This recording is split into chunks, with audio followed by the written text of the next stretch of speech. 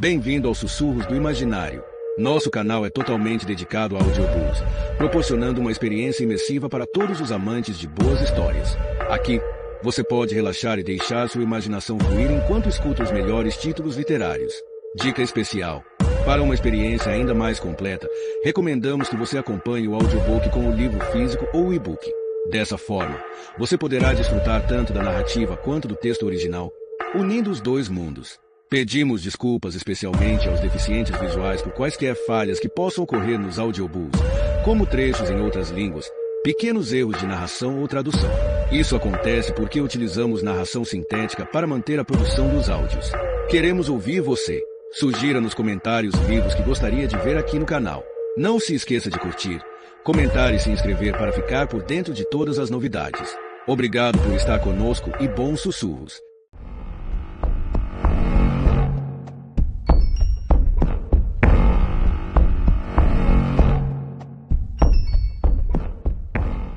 Capítulo 61. Sempre em sua mente.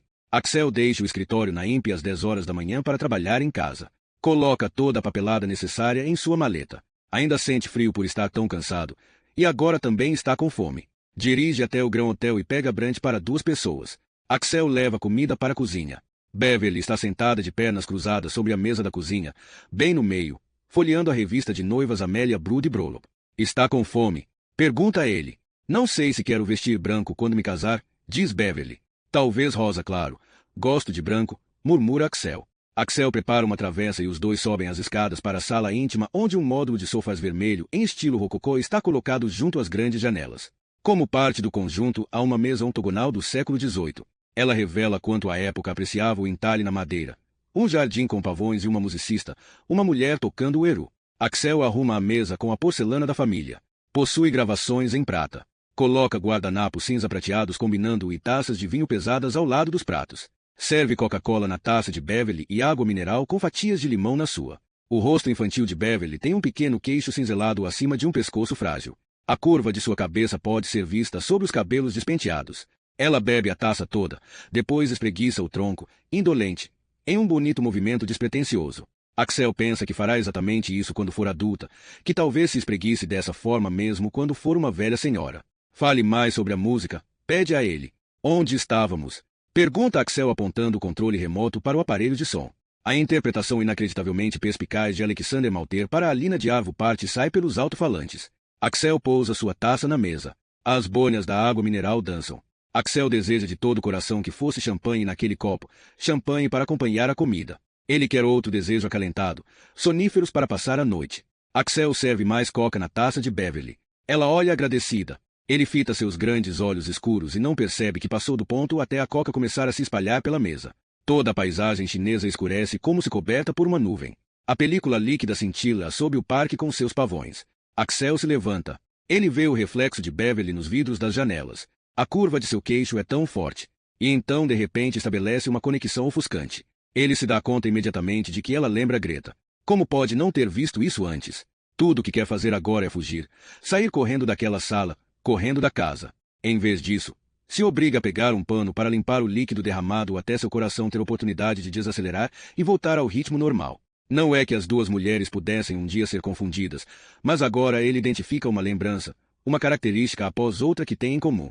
Axel para e limpa a boca. Sua mão treme. Não se passa um dia em que ele não pense em Greta. E todo dia ele faz de tudo para esquecer. O dia seguinte a competição ainda o assombra. Isso havia sido 34 anos antes, mas em sua cabeça tudo desde então foi obscurecido por aquele acontecimento. Sua vida era tão nova na época. Ele tinha apenas 17, mas todas as brilhantes esperanças chegaram ao fim.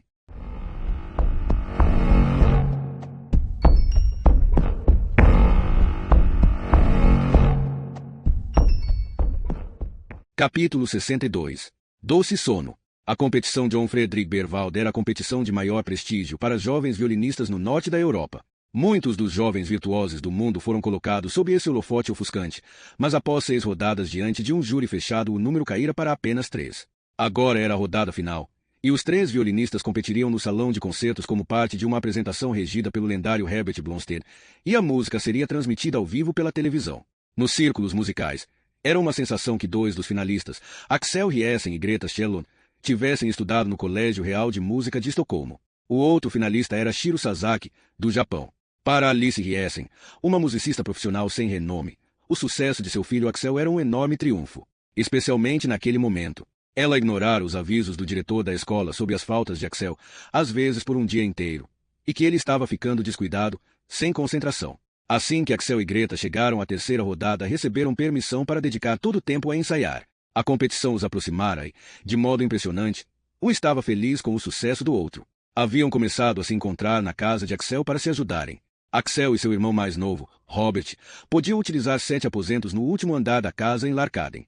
Como regra, Axel nunca praticava a peça propriamente dita. Em vez disso, abria caminho para ela, explorando suas correntes sonoras subjacentes como se em um novo mundo. Ele adorava tocar e algumas vezes ficava até tarde da noite tocando violino até seus dedos calejados queimarem. Faltava apenas um dia para a competição entre Axel e Greta no salão de concertos. Axel estava sentado no chão olhando para as capas de seus LPS espalhados em frente ao toca-discos. Ele tinha 3 álbuns de David Bowie, Space on It, Aladdin Sane e Unky Dory. Sua mãe bateu na porta e entrou com uma garrafa de Coca-Cola, 2 copos com gelo e fatias de limão. Axel ficou surpreso ao vê-la, mas agradeceu. Se levantou para apanhar a bandeja e a colocou na mesinha de centro. Achei que estavam ensaiando, disse Alice, olhando ao redor da sala. Greta teve de ir para casa comer. Você poderia aproveitar esse tempo para trabalhar. Estou esperando ela voltar. Você sabe que a final é amanhã, disse Alice, se sentando no chão perto do filho. Eu me dedico a praticar 8 horas por dia, algumas vezes 10. Eu nem sequer fico acordado 10 horas por dia, brincou Axel. Axel, você tem o domingo? Sim, mamãe. Você diz sim. Mas não entende. O dom não é suficiente. Não é suficiente para ninguém. Mamãe, eu pratico como um louco. Mentiu. Toque para mim. Ela pediu. Não. Sei que você não quer a mãe como professora. Mas deixe-me ajudá-lo agora quando é realmente importante. Continuou Alice, pacientemente. Faz 2 anos que ouvi você pela última vez, no concerto de Natal. Ninguém entendeu o que você tocou. Foi Crack Hector, de Bowie. Uma escolha infantil.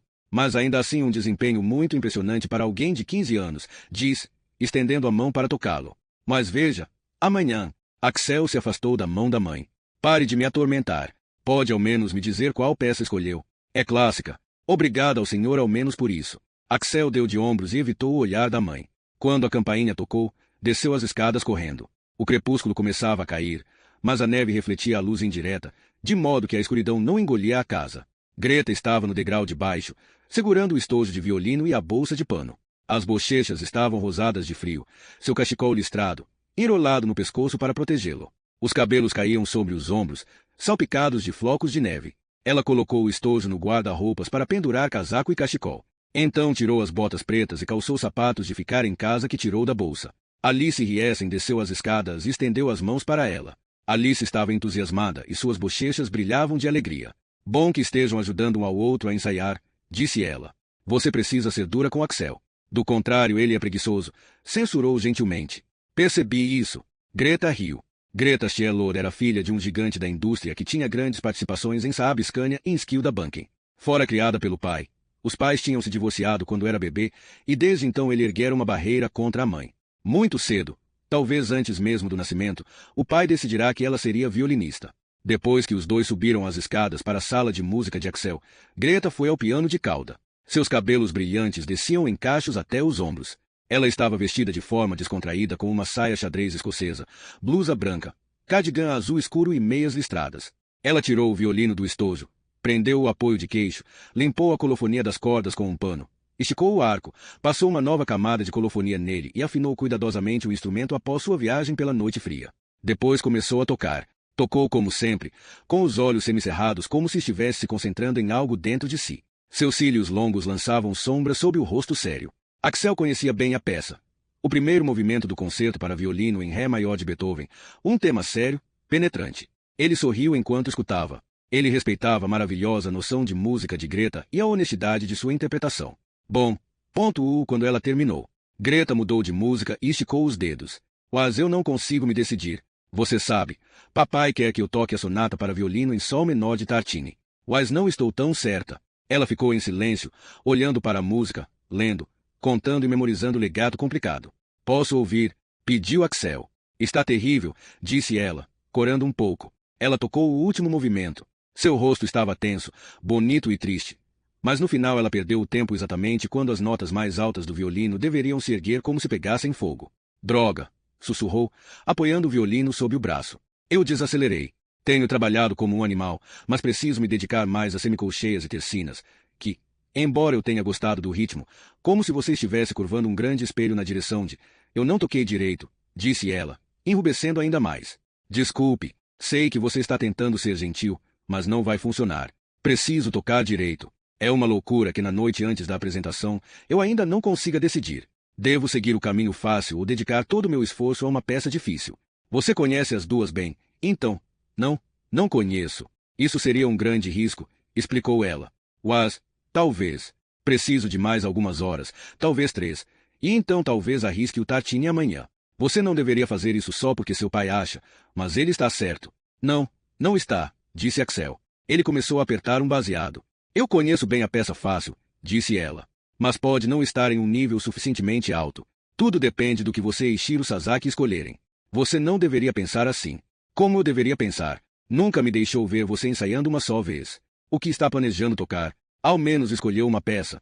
O Ravel? Respondeu. O Ravel? Sem sequer praticar. Ela riu alto. Não, falando sério. Que peça? Perguntou ela. A Tzigane de Ravel? E é a verdade. Desculpe-me, Axel, mas é uma escolha louca. Você mesmo sabe disso. É complicada demais, rápida demais, desafiadora demais. E vou tocar como perma, mas sem pressa. Porque a peça não deve ser corrida. Axel, ela deve ser um alegro, disse ela com um sorriso. Sim, para a lebre que está sendo caçada. Mas para o lobo, deveria ser um pouco mais lenta. Ela lançou-lhe um olhar cansado. Onde você leu isso? Atribuição, disse, acenando com o baseado. Paganini. Bem, então eu só tenho de me preocupar com o nosso concorrente japonês, disse, colocando o violino novamente sob o queixo. Como você nunca ensaia, nunca conseguirá tocar a Tzigane. Não é tão difícil quanto as pessoas dizem, retrucou ele enquanto acendia o baseado. Não, de modo algum. Ela sorriu enquanto recomeçava a tocar. Depois de um tempo ela parou e olhou seriamente para Axel. Você realmente vai tocar o Ravel? Sim. Ela estava séria. Você mentiu para mim e tem ensaiado todo esse tempo. Talvez há 4 anos. E nem sequer me disse. Ou o quê? Decidi neste minuto, no minuto em que você perguntou. Ela riu. Como você pode ser tão idiota? Não me importo se ficar em último, disse, se esticando no sofá. Eu me importo, disse ela simplesmente. Eu sei, mas haverá outras oportunidades. Não para mim.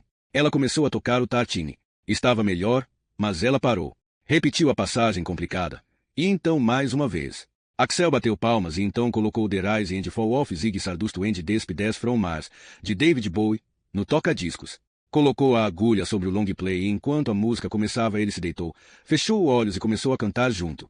Zig Urili Sang, escreve da paz and escreve down Airdo. Like some cat from Japan, recuo de Liken by Smiling. Recuo de Living Torreng. Greta hesitou, pousou o violino, foi até ele e pegou o baseado. Deu um tapa, outro, tossiu e devolveu. Como alguém pode ser tão idiota quanto você?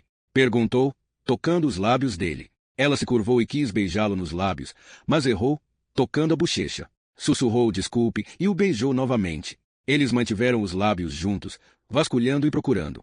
Ele arrancou o cardigan dela e seus cabelos arrepiaram com a eletricidade estática. Recebeu uma pequena descarga quando tocou a bochecha e recolheu a mão.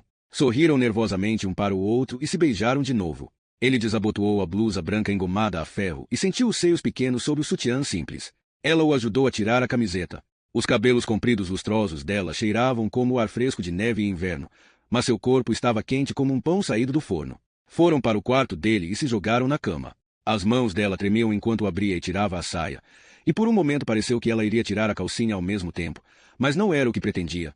E suas mãos a mantiveram ali enquanto Axel tirava as meias dela. O que há de errado? Sussurrou ele. Quer parar? Não sei. Você quer? Não, respondeu. Só estou um pouco nervosa, disse ela honestamente. Você é mais velha que eu. Sim, você tem apenas 17. Estou pegando para criar, disse ela, sorrindo. O coração de Axel batia forte enquanto baixava as calcinhas dela. Ela ficou imóvel enquanto ele beijava sua barriga, seus seios pequenos, seu queixo, seus lábios. Abriu as pernas e ele se deitou sobre ela e sentiu como lentamente pressionava as coxas contra seus quadris. As bochechas dela ficaram vermelho-brilhantes enquanto ele deslizava para dentro. Ela o puxou mais para perto, acariciou suas costas e pescoço e suspirava toda vez que ele afundava. Quando terminaram, Ofegantes, havia uma fina camada de suor entre seus corpos nus. Eles ficaram deitados um nos braços do outro, de olhos fechados, e caíram em um sono doce.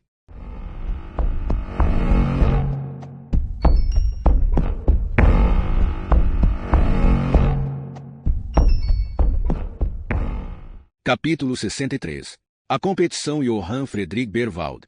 Estava claro quando Axel acordou no dia em que iria perder tudo. Ele e Greta não tinham fechado as cortinas. Haviam adormecido juntos na cama e dormido a noite toda. Axel se levantou lentamente e olhou para Greta, que dormia com um rosto absolutamente sereno e o cobertor grosso amarfanhado ao redor. Caminhou até a porta, parou junto ao espelho e olhou para seu corpo nu de 17 anos por um tempo. Depois seguiu para a sala de música. Fechou a porta do quarto suavemente e se dirigiu ao piano de cauda. Tirou o violino do estojo e o afinou.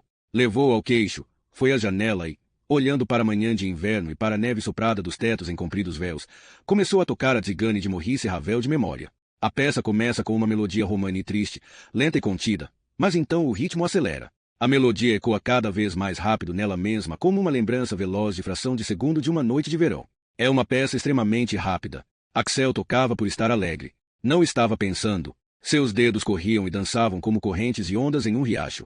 Axel começou a sorrir. Estava pensando em uma pintura que seu avô tinha na sala íntima. Seu avô dissera que era a versão mais adequada e brilhante da Naken de Ernest Josephson. Quando criança, Axel adorara as lendas que cercavam esse ser místico cuja música de violino era tão bonita que atraía as pessoas para a morte, belas mortes por afogamento no lago. Naquele momento Axel sentia que era exatamente como o Nak, um jovem cercado de água enquanto tocava. Com a diferença de que Axel estava feliz. Essa era a maior diferença entre Axel e a pintura de Josephson.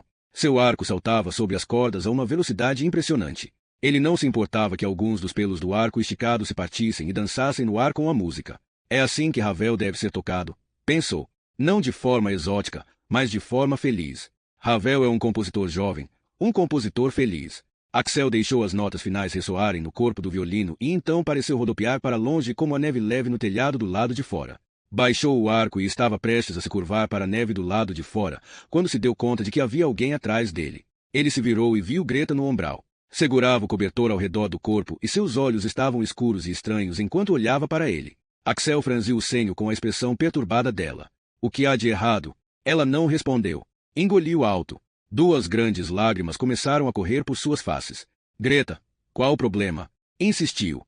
Você me disse que não tinha ensaiado, disse em um tom sem nuances.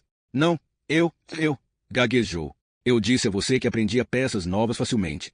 Meus parabéns. No que está pensando? Perguntou, chocado. Não é o que você está pensando.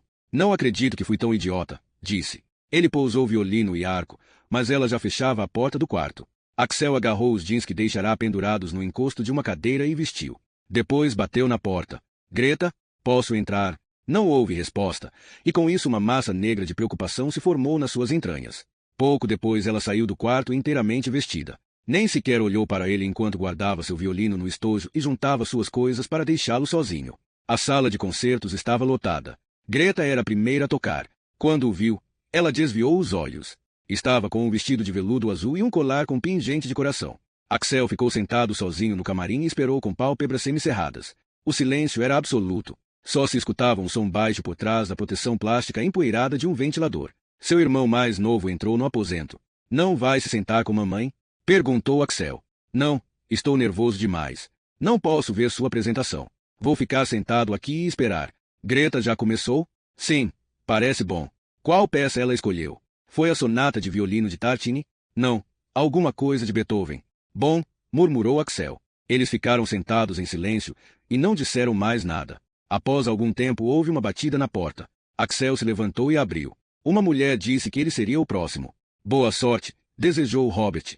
Obrigado, agradeceu Axel. Ele pegou o violino e arco e acompanhou a mulher pelo corredor. Muitos aplausos vinham da plateia. Axel teve um vislumbre de Greta e do pai indo apressados para o camarim dela. Axel caminhou para perto das coxias e teve de esperar ser apresentado.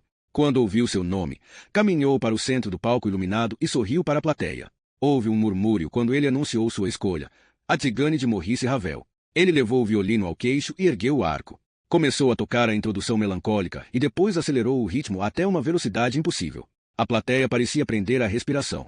Ele podia ouvir que tocava de forma brilhante, mas dessa vez a melodia não cintilava. Sua interpretação já não era feliz. Era como se ele tivesse se tornado NAC, com uma tristeza consumidora, febril. Com 3 minutos as notas caíam como chuva na noite e então ele começou a pular algumas intencionalmente. Ele desacelerou, tocou fora do tom e finalmente abandonou a peça. A sala de concertos estava em silêncio. Desculpem-me, sussurrou ele, e saiu do palco. A plateia aplaudiu com educação. A mãe se levantou de seu assento na plateia e o seguiu.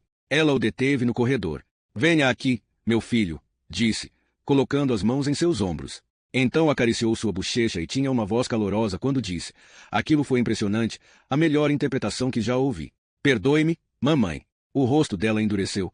Pareceu se esticar. Nunca, respondeu, deu as costas a Axel e saiu da sala de concertos. Axel foi até o camarim pegar seu casaco, mas foi interrompido por Herbert Blomstedt do lado de fora. Aquilo foi impressionante, meu garoto, disse, com uma voz muito triste. Até você começar a fingir que não conseguia mais tocar. A casa reverberava com o silêncio quando Axel retornou. Já era tarde da noite.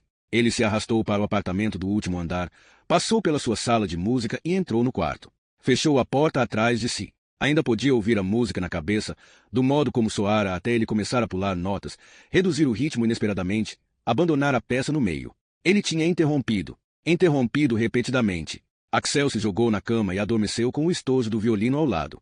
Na manhã seguinte acordou com um telefone tocando. Alguém atravessava a sala de jantar. O piso sempre rangia.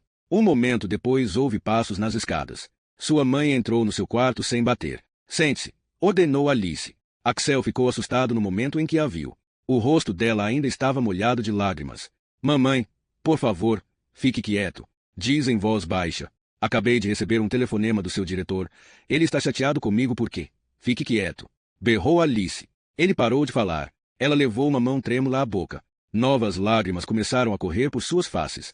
É sobre Greta, finalmente conseguiu dizer. Ela se suicidou essa noite. Axel ficou olhando para ela e tentando entender o que dissera. Não, porque eu? Ela estava envergonhada, diz Alice. Disseram que ela sentia ter decepcionado a todos, que deveria ter praticado mais. Você prometeu ajudar. Eu sabia disso, eu sabia. Ela nunca deveria ter vindo aqui. Ela. Não estou dizendo que é culpa sua, Axel. Por que não é? Ela ficou desapontada com ela mesma porque, quando tudo dependia da sua interpretação, não conseguiu lidar com isso e não conseguiu suportar que. Mas mamãe, fique quieto, disse ela. Tudo isto acabou. Alice saiu. Axel levantou-se da cama envolto em uma névoa. Ele tropeçou, mas conseguiu se equilibrar. Tirou seu belo violino do estojo e bateu no chão violentamente com ele. O braço se partiu e o cavalete tombou sobre as cordas frouxas. Axel pisou nele, e pedaços de madeira voaram em todas as direções. Axel, o que você está fazendo? Robert entrou correndo no quarto e tentou detê-lo. Axel o empurrou. Robert caiu de costas sobre o guarda-roupa atrás dele, mas levantou novamente. Axel, então você estragou tudo. E daí? Disse Robert. Greta também. Encontrei com ela no saguão e ela também. Todos. Cale a boca. Gritou Axel. Nunca mais mencione o nome dela para mim. Robert ficou olhando enquanto Axel continuava a pisar nos pedaços de madeira, até não restar nada que lembrasse um violino. Robert então saiu do quarto. Shiro Sasaki venceu a competição Johann Friedrich Berwald. Greta escolhera a peça de Beethoven, mais fácil, mas não conseguirá tocá-la de forma perfeita, uma exigência que fazia a si mesma. Assim que chegará em casa, se trancara no quarto e provavelmente tomara uma quantidade enorme de comprimidos para dormir. Fora encontrada na cama na manhã seguinte quando não apareceu para o café da manhã. A lembrança de Axel afunda como se fosse uma vida esquecida nas profundezas do mar. Ele olha para Beverly. É como se os grandes olhos de Greta estivessem olhando para ele. Olha para o pano em sua mão, o líquido na mesa e o entalhe reluzente com a mulher tocando o eru. A luz desliza pela curva da cabeça de Beverly quando ela se vira para olhar os violinos pendurados na parede. Gostaria de saber tocar, diz ela. Vamos fazer uma aula juntos, diz ele, sorrindo gentilmente. Gostaria disso, responde ela, totalmente séria. Ele coloca o pano na mesa e sente a terrível exaustão dentro do corpo. A gravação da música do piano ecoando enche a sala. Está sendo tocado sem abafador, e as notas fluem oniricamente uma dentro da outra. Pobre Axel, você quer dormir, diz ela. Preciso trabalhar. Então esta noite, diz ela, e se levanta.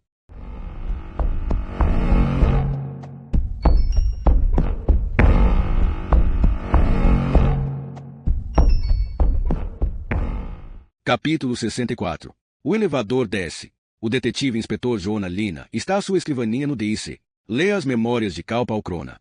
Há 5 anos Palcrona registrou como viajar a Vasteras para ver seu filho se formar no ensino fundamental. Ficará à distância enquanto todos se reuniam no pátio da escola e cantavam Den Blomstertid no comer. De pé na chuva segurando guarda-chuvas. Palcrona descreveu os jeans e a jaqueta brancos, os cabelos louros compridos, e escreveu que o garoto tem uma semelhança familiar no nariz e nos olhos que me fez querer chorar. Voltou a Estocolmo e escreveu que o filho merecia tudo que ele havia feito até então e tudo que iria fazer. O telefone toca. Joona atende imediatamente. É Peter Naslund ligando do ônibus da polícia em Dalaro. Eles pegaram Penélope Fernandes. Acabei de entrar em contato com o grupo do helicóptero e estão sobrevoando a Baía Erstavik neste momento, diz a Joona. Sua voz ainda soa assustada. Está viva? Pergunta a Joona. E é tomado por uma sensação de alívio. Estava nadando no mar aberto quando a encontraram, explica Peter. Como está? Está bem. Aparentemente, sim. Estão indo para o hospital Soder. Perigoso demais, diz Joona abruptamente. Em vez disso, levem para a delegacia. Traremos uma equipe de médicos do Hospital Karolinska. Peter diz que vai entrar em contato com o helicóptero. E quanto aos outros? Pergunta Joona. Está um caos total. Perdemos pessoas, Joona. Está uma loucura aqui. E Bjorn Auskon? Ainda não encontramos. Was. Neste exato instante não sabemos nada. E é difícil descobrir o que aconteceu. E o assassino? Vamos pegá-lo. Esta é uma ilha pequena. Temos homens por toda parte, com a ajuda da guarda costeira e da polícia naval. Bom, diz Joona. Você acha que não vamos pegá-lo? Pergunta Peter, soturno. Se não o pegaram até agora, ele provavelmente já escapou. Está dizendo que é culpa minha. Peter, começa Joona em voz baixa e calma. Se você não tivesse entendido tão rápido, Penélope estaria morta. E sem ela não teríamos pista alguma. 1 hora depois, 2 médicos do Karolinska seguem para uma sala protegida bem no fundo do quartel-general do Departamento Nacional de Polícia. Penélope está deitada sem se mexer aos cuidados deles. Fazem curativos em seus ferimentos, colocam um tubo intravenoso para reidratação e nutrição e lhe dão tranquilizantes. Peter Naslund relata a Carlos Eliasson que seus colegas Lennart Johansson e Goran Sodin foram encontrados nos destroços da lancha da polícia com outro corpo não identificado, provavelmente Bjorn Auskon. O corpo de Ossian Wallenberg foi encontrado do lado de fora da casa, e os mergulhadores estão a caminho da área onde o helicóptero caiu. Peter teme que todos a bordo tenham morrido. A polícia não pegou o suspeito, mas Penélope Fernandes ainda está viva. Bandeiras são colocadas a meio mastro em frente à delegacia de polícia. A chefe de polícia Margareta Virgin e o diretor do DIC, Carlos Eliasson, estão dando uma triste entrevista coletiva na sala de imprensa envidraçada. O detetive Joona Lina não participa da entrevista coletiva. Em vez disso, ele e Saga Bauer se encaminham de elevador para o andar mais baixo do prédio a fim de encontrar Penélope Fernandes.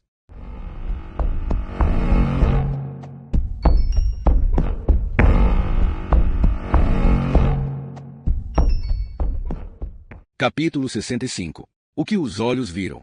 5 andares abaixo do mais moderno anexo à delegacia de polícia há uma área com 2 apartamentos, 8 quartos de hóspedes e 2 dormitórios. Foi criada para garantir a segurança de líderes do departamento durante crises e catástrofes. Na década anterior, os quartos de hóspedes também foram usados para proteção de testemunhas.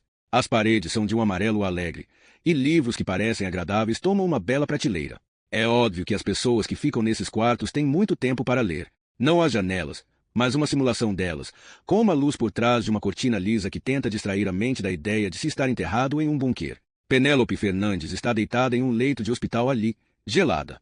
Dizem que é porque a velocidade do intravenoso em seu braço está sendo aumentada.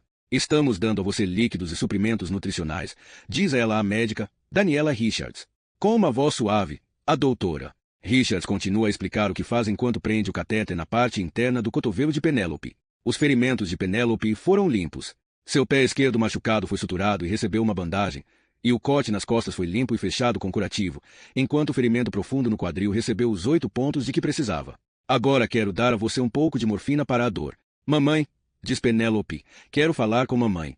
Compreendo, responde a médica. Lágrimas quentes escorrem pelo rosto de Penélope e molham cabelos e orelhas. Ela ouve a médica pedir à enfermeira para preparar uma injeção de 0,5 ml de morfina. A simpática doutora Richards diz a Penélope que irão deixá-la descansar, mas caso precise de algo basta apertar o botão vermelho brilhante. Penélope Fernandes pode sentir um clima de paz no quarto. Fecha os olhos e o calor da morfina se espalha por seu corpo e a arrasta para o sono. Há um leve rangido quando uma mulher vestindo um nicabe preto esmaga 2 figuras de argila seca ao sol sob seus pés com sandálias.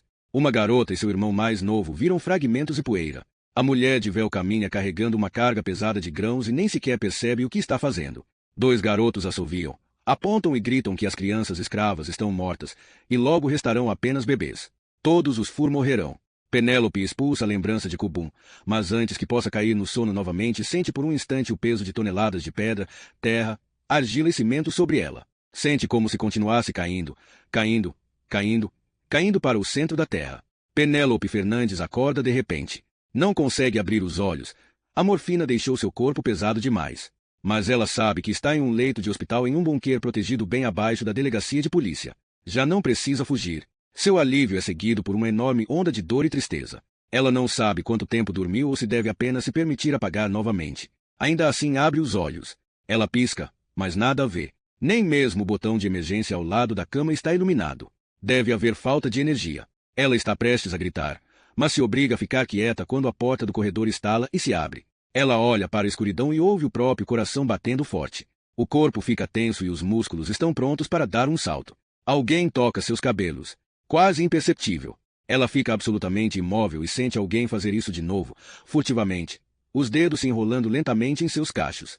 Está prestes a rezar quando a pessoa perto dela a arranca da cama pelos cabelos. Grita enquanto é jogada na parede de tal modo que as imagens emolduradas se quebram e o suporte das bolsas intravenosas cai. Ela caiu no chão cercada por cacos de vidro. Ele continua segurando seus cabelos e a levanta, vira e bate seu rosto contra as rodas travadas do leito. Depois saca uma faca com uma lâmina preta. Penélope acorda. Caiu da cama. Uma enfermeira corre na sua direção. Todas as luzes estão acesas e Penélope se dá conta de que teve um pesadelo. É ajudada a voltar para a cama, com a enfermeira falando calmamente. Então se levantam as grades ao redor da cama para que ela não caia de novo. O suor em seu corpo esfria após algum tempo. Ela não quer se mexer. Está deitada de costas com o botão de emergência na mão e olha para o teto. Uma jovem entra. Tem uma fita colorida trançada em seus cabelos compridos e olha para Penélope com uma seriedade gentil. Atrás dela um homem alto com cabelos louros espetados e um rosto simétrico amigável. Meu nome é Saga Bauer, apresenta-se a mulher. Sou do serviço de segurança. Este é meu colega Joona Lina, do DIC. Penélope olha para ele sem expressão e depois baixa os olhos para seus braços com curativos, todos os seus cortes, os arranhões e o catéter em seu braço. Lamentamos muito por tudo pelo que você passou nos últimos dias, diz a mulher. E podemos entender caso queira simplesmente ficar em paz. Mas não podemos fazer isso ainda. Precisamos de algumas informações suas. Saga Bauer pega a cadeira da pequena escrivaninha e se senta ao lado da cama. Ele ainda está atrás de mim. Não está? Pergunta Penélope. Você está segura aqui? Responde Saga. Diga que ele está morto. Penélope. Precisamos. Vocês não conseguem detê-lo, diz ela, fraca. Vamos pegá-lo. Eu prometo, diz Saga. Mas você precisa nos ajudar. Penélope fecha os olhos. Isso deve ser muito difícil, mas precisamos de algumas respostas, continua Saga, suavemente. Tem alguma ideia de por que isso está acontecendo? Pergunte a Bjorn, murmura ela. Talvez ele saiba. O que você disse? Disse que vocês têm de perguntar a Bjorn, sussurra Penélope. Ela abre os olhos lentamente. Pergunte a ele. Talvez ele saiba. Aranhas e insetos devem ter entrado em seu corpo na floresta. Estão correndo sobre seu corpo. Ela tenta coçar a testa, mas Saga segura suas mãos calmamente. Ele estava caçando você, diz Saga. Não posso sequer imaginar como deve ter sido terrível. Mas você reconheceu a pessoa atrás de você? Você já o havia encontrado antes. Penélope faz um gesto negativo tão discreto que é quase imperceptível. Também achamos que não, diz Saga. Mas talvez você possa nos dar uma boa descrição dele. Ou alguma coisa reconhecível, como uma tatuagem ou marca especial. Não, sussurra Penélope. Então poderia ajudar nosso desenhista a fazer um retrato. Não precisamos de muito para começar uma busca pela Interpol. O homem do DIC se aproxima. E seus olhos cinza incomuns parecem pedras polidas em um riacho. Pensei ter visto você balançando a cabeça, diz ele. A voz também é calma. Quando Saga perguntou se o reconhecia, você balançou a cabeça um pouquinho. Certo. Penélope confirma. Então talvez o tenha visto, diz Joona de forma amistosa. Só não está certa se o viu antes ou não. Penélope olha diretamente à frente e se lembra dos movimentos descontraídos do assassino, que se mexia como se tivesse todo o tempo do mundo, e também de como mesmo assim tudo aconteceu tão terrivelmente rápido. Ela vê em sua mente ele mirando enquanto estava pendurada na corda do helicóptero. Ela o vê erguer a arma e atirar, sem pressa, sem nervosismo. Vê novamente seu rosto iluminado pelo clarão do raio. Como eles se encararam. Entendemos que esteja assustada, diz Joona. Mas nós... Ele para de falar quando uma enfermeira entra no quarto e diz a Penélope que ainda estão tentando encontrar sua mãe. Ela não está em casa e não atende o celular. Penélope geme e desvia os olhos, escondendo o rosto no travesseiro. A enfermeira coloca uma mão reconfortante em seu ombro. Não quero ouvir, diz Penélope, soluçando. Não quero. Outra enfermeira entra apressada e diz que irá colocar um pouco mais de tranquilizante no tubo intravenoso de Penélope. Por favor, preciso pedir que se retirem, diz a enfermeira apressada para Saga e Joanna. Voltaremos logo, diz Joanna. Sei onde sua mãe pode estar. Eu a buscarei. Penélope para de chorar, mas sua respiração ainda está acelerada. Ela ouve um farfalhar enquanto a enfermeira prepara o líquido e pensa que todo o quarto lembra sua cela de prisão. Sua mãe não desejaria ir ali. Ela morde o lábio e tenta conter as lágrimas um pouco mais. Há dias em que Penélope se lembra de seus primeiros anos. O cheiro de corpos sujos suados. A cela na qual nasceu. O facho de uma lanterna no rosto dos prisioneiros. Como se sentiu quando a mãe a ergueu acima dos outros, passando-a para alguém antes de desaparecer com os guardas. Lembra-se de uma canção sendo cantarolada em seu ouvido.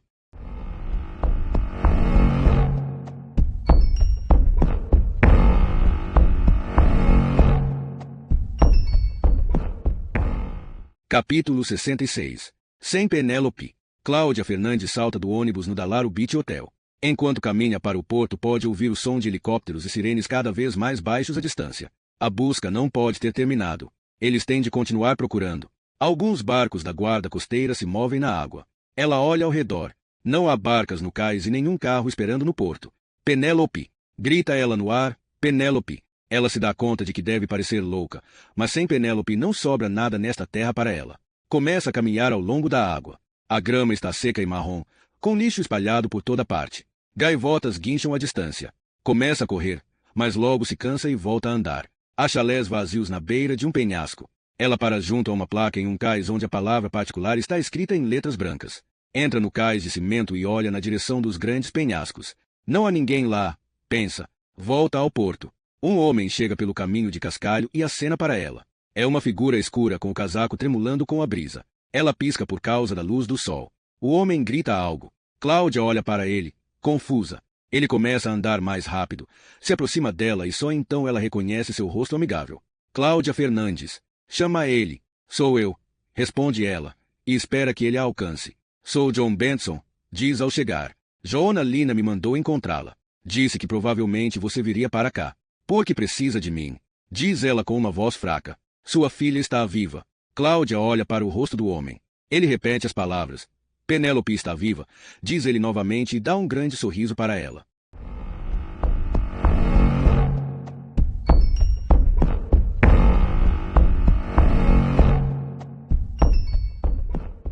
Capítulo 67. Siga o dinheiro. As emoções estão aflorando na delegacia até que o tom da conversa está repleto de ódio. As pessoas comparam os acontecimentos com os assassinatos de policiais em Malexander em 1999 e com a bestialidade do triplo assassinato em Tumba 2 anos antes. Os jornais se empolgam com o drama nos mares do arquipélago. Chamam o suspeito de carniceiro de policiais. E jornalistas buscam qualquer pista, qualquer possível fonte na polícia. Joanna Lina e Saga Bauer se dirigem a uma reunião rápida dos chefes de departamento Eliasson, Zanden, Naslund e Rubin, além de Nathan Pollock e Tommy Cofoen, da Divisão Nacional de Homicídios. Seguem pelo corredor e discutem que ajuda Penélope Fernandes conseguirá oferecer. Acho que ela conseguirá falar logo, diz Joanna. Não estou tão certa. Ela pode ir na direção oposta e se fechar completamente, retruca Saga. Anja Larsson deu um passo para fora de seu escritório e está de pé no corredor olhando para Joanna e Saga com expressão triste. Quando Joanna a vê, dá um grande sorriso e acena, mas passa rápido demais para ver o coração que ela formou com polegares e indicadores. Eles fecham a porta da sala de reuniões atrás deles e cumprimentam todos ao redor da mesa. Quero começar hoje descartando todas as suspeitas de que extremistas de esquerda estejam por trás disso, começa Saga. Werner Zanden sussurra algo para Nathan Pollock. Estou certa? Pergunta Saga, aumentando o tom de voz. Werner ergue os olhos e balança a cabeça, confirmando. Certo, diz ele, pigarreando. Por que não começa pelo começo? Pede Carlos a Saga. Bem, estamos nos concentrando em um indivíduo, Penélope Fernandes, que é militante pacifista e presidente da Sociedade Sueca para a Paz e Reconciliação. Manteve um longo relacionamento pessoal com Bjorn Auskon, bartender da boate de Bazer na Medborgarplatsen. Ela mora em St. Paulsgatan 3 e ele mora em Pontosgargata, número 47. Penélope Fernandes tinha uma fotografia presa com fita na porta de vidro entre sua sala e o corredor. Saga projeta uma imagem na tela que cobre uma das paredes da sala. Esta fotografia foi tirada em Frankfurt na primavera de 2008, explica. Reconhecemos Palkrona, diz Carlos. Isso mesmo, confirma Saga, depois aponta para as outras pessoas no camarote do teatro. Esse é Pontus Salma, diretor da fabricante de armamento Silencia Defense. Esta pessoa é ninguém menos que Rafael Guide, um conhecido negociante de armamentos que atua há muitos anos, principalmente na África e no Oriente Médio. Eles o chamam de Arcanjo. E a senhora no grupo? Pergunta Beni Rubin. É a Gat Al-Agi, responde Saga sem sorrir. Conselheira militar do governo do Sudão e tem fortes laços com o presidente Omar al-Bashir. Beni dá um tapa na mesa e mostra os dentes. Pollock olha irritado para ele. Isso é comum? Pergunta Carlos. As pessoas se encontram assim. Sim, acredito que sim, responde Saga. O assunto desse encontro supostamente é um carregamento de munição para o exército sudanês. Sem dúvida teria sido completado se o Tribunal Penal Internacional em Haia não houvesse emitido um mandado de prisão contra o presidente al-Bashir. Isso foi em 2009, não? Pergunta Pollock. Não saiu na imprensa sueca, explica Saga. Mas o indiciamento sinaliza a participação direta do presidente em tortura, estupro e genocídio em Darfur. Então o negócio foi suspenso, diz Carlos. Sim, responde Saga. E quanto a essa fotografia? O que acontece aí? Nada. Pergunta Werner. Penélope Fernandes não teria considerado perigosa, já que a exibiu abertamente em sua porta, diz Saga. Mas deve ser importante, já que ela a tinha ali, emenda Carlos. Não temos ideia do motivo. Talvez fosse um lembrete de como o mundo funciona, especula Saga. Algumas pobres pessoas lutando pela paz na base da pirâmide, enquanto os poderosos de cima brindam a um negócio de armas com champanhe. Esperamos interrogar Penélope Fernandes logo, mas estamos bastante certos de que Bjorn Alskon tentou negociar pelas costas dela, presume Joona. Talvez ele não soubesse mais que Penélope sobre a foto, ou apenas estivesse aproveitando uma oportunidade de ganhar dinheiro. Mas no dia 2 de junho Bjorn usa um endereço de e-mail anônimo em um cibercafé para enviar uma chantagem para Cal Palkrona. O e-mail dá início a uma correspondência muito breve. Bjorn informa que sabe que a fotografia pode ser problemática para Palkrona e que está pronto para vendê-la por 1 milhão de coroas a ele. Chantagem clássica, murmura Pollock. Bjorn usa a palavra constrangedora em relação a essa fotografia. Continua Saga. Isso nos leva a crer que ele não compreende quão sério Palkrona considerará isso. Bjorn acredita estar no controle, diz Joona. Então fica surpreso quando Palkrona inverte tudo e dá um aviso a ele. Palkrona explica de modo soturno que Bjorn não sabe no que está se metendo e implora para que lhe envie a fotografia antes que seja tarde demais. Joona toma um pouco de água. Qual é o tom do e-mail? Pergunta Nathan Pollock. Você diz que é soturno, mas é também agressivo. Joona balança a cabeça negativamente enquanto faz circular cópias da correspondência. Não agressivo. Na verdade, marcado por medo, da parte dele mesmo. Tommy Kofoed lê os e-mails, balança a cabeça, esfrega as faces marcadas de varíola e escreve algo. O que acontece depois? Antes de sair naquela quarta-feira, a empregada ajuda Palkrona a prender um laço na luminária do teto. Peter tem de rir. O quê? Por que ela faria isso? Por que ele fez uma cirurgia nas costas e não conseguia se esticar para fazer ele mesmo? Responde Saga. Bem, então, diz Carlos, sem conseguir conter um sorrisinho. No dia seguinte, no almoço, continua Joona. Depois que o correio havia sido entregue, acreditamos, Palkrona telefona para um número em Bordeaux. Não conseguimos rastrear o número além de Bordeaux, acrescenta Saga. A ligação poderia ter sido comutada e transferida para outro país ou mesmo de volta para a Suécia, explica Joona. De qualquer forma, para onde quer que tenha ido, a conversa durou apenas 43 segundos. Provavelmente ele apenas deixou uma mensagem. Presumimos que falou sobre a chantagem e pediu ajuda. Pouco depois, apenas alguns minutos, a empregada de Palkrona usou o nome dele para chamar um táxi da Táxi Stockholm. Ele deve chegar às 14 horas no aeroporto Arlanda. Exatamente 1h15 após a ligação para Bordeaux, o telefone toca. Palkrona já colocou seu sobretudo e sapatos, mas atende ao telefone. A chamada é de Bordeaux, do mesmo número. Essa conversa dura 2 minutos. Palkrona envia um último e-mail para seu chantagista avisando que é tarde demais. Ambos morrerão. Dispensa a empregada pelo resto do dia, paga o taxista pelo tempo de espera. Volta ao apartamento e nem sequer se dá o trabalho de tirar o casaco. Entra no pequeno salão, coloca sua maleta de pé, sobe nela e se enforca. Todos à mesa estão em silêncio. Mas a história não termina assim, diz Joona lentamente. O telefonema de Palkrona colocou algumas coisas em movimento. Um matador internacional é convocado. Um assassino profissional é enviado para apagar tudo e pegar a fotografia. Com que frequência, quer dizer, na Suécia, temos de lidar com assassinos profissionais? Pergunta Carlos, cético. Teria de haver muito dinheiro envolvido nisso. Joona olha para ele inexpressivo. Correto. Palkrona deve ter ficado assustado e repassado todo o conteúdo do e-mail de chantagem, incluindo o número da conta corrente que Bjorn dera a ele, diz Saga. Com o número da conta não é difícil achar alguém, murmura Werner. Mais ou menos no mesmo momento em que Palkrona está chutando sua maleta, Bjorn Auscon está no Dreambo Internet Café, diz Joona. Entra em sua conta anônima e vê que recebeu 2 mensagens de Palkrona. Claro que ele espera que Palkrona apareça com 1 milhão de coroas, diz Saga. Em vez disso, ele encontra o alerta de Palkrona e depois a mensagem curta dizendo que ambos irão morrer, acrescenta Joona. E agora ambos estão mortos, suspira Pollock. Quase podemos imaginar como Bjorn deve ter ficado assustado, diz Saga. Ele não é um chantagista profissional. Apenas aproveitou a oportunidade de ganhar dinheiro. O que ele faz então? Pergunta Peter, os observando boquiaberto. Carlos serve um pouco de água para ele. Bjorn se arrepende e decide enviar a foto para Palkrona e esquecer tudo, diz Saga. Mas Palkrona já está morto quando Bjorn escreve que está desistindo e enviando a foto para ele, complementa Joona. E há outro problema. Ele na verdade não está com ela. A fotografia está no apartamento de Penélope, presa com fita adesiva na porta de vidro, diz Saga. E Penélope não sabe nada sobre a tentativa de chantagem.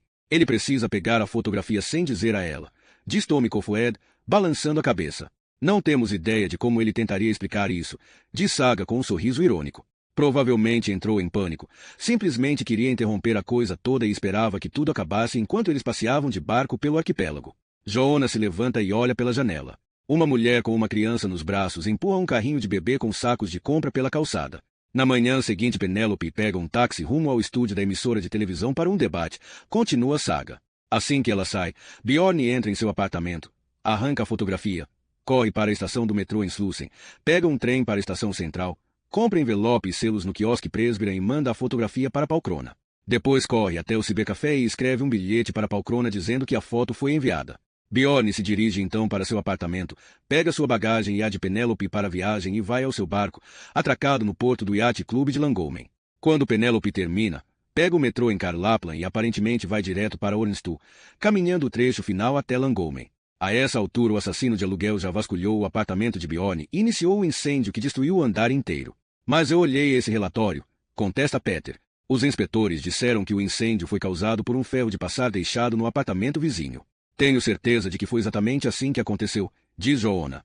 Da mesma forma que uma explosão de gás teria sido a causa oficial da tentativa de incêndio no apartamento de Penélope, comenta Saga. O plano do assassino era eliminar qualquer vestígio, continua Joona. Quando ele não encontra a fotografia no apartamento de Bjorn, queima tudo e segue para o barco. Ele continua procurando por ela, acrescenta Saga. Planeja matar os dois e disfarçar os assassinatos em um acidente de barco. O que o assassino de aluguel não sabia é que houvera uma mudança de planos. A irmã de Penélope, Viola, também estava no barco. Joona fica em silêncio e pensa na mulher morta no necrotério. Seu rosto jovem e vulnerável. A marca vermelha em seu peito. Joona continua. Acredito que os jovens ancoram em uma das ilhas nos arredores de Jungfrufjorden, perto de Dalaro. Antes de o matador chegar, Penélope e Bjorn desembarcaram por uma razão qualquer. Quando o matador sobe a bordo, confunde Viola com a irmã. Ele a afoga em uma bacia e a coloca na cama da cabine principal. Precisa esperar Bjorn, e enquanto faz isso deve ter procurado pela fotografia. Como não está lá, ele se ocupa completando o trabalho para que o barco exploda. Vocês têm o relatório de Eriksson sobre isso. Não estamos certos do que acontece a seguir, mas de alguma forma Bjorn e Penélope escapam. E o barco com Viola Fernandes fica à deriva. Não sabemos como ou para onde eles correm, mas na segunda-feira estão em Quimendo. Benny sorri. Na casa de Ossian Wallenberg, ele era um bom apresentador de televisão, mas sempre tive a sensação de que não tinha a ver com este país. Carlos pigarreia e se serve de mais café. Quando o matador percebe que os perdeu, vai ao apartamento de Penélope continuar a busca pela fotografia. Prossegue Joona. Eriksson e eu aparecemos e atrapalhamos seus planos. Só quando o encaro me dou conta de que temos um Grobo, um matador internacional. Chegamos à conclusão de que ele é capaz de grampear nossas comunicações policiais, diz Saga. Foi como ele encontrou Bjorn e Penélope em Quimendo. Pergunta Peter. Não temos certeza, responde Joona. Ele é muito rápido, diz Saga. Aparentemente foi a Dalaro procurar Bjorn e Penélope logo após escapar do apartamento dela. Porque supõe que esse matador está trabalhando sozinho. Pergunta Carlos. Nesse nível é como eles agem, diz Joona.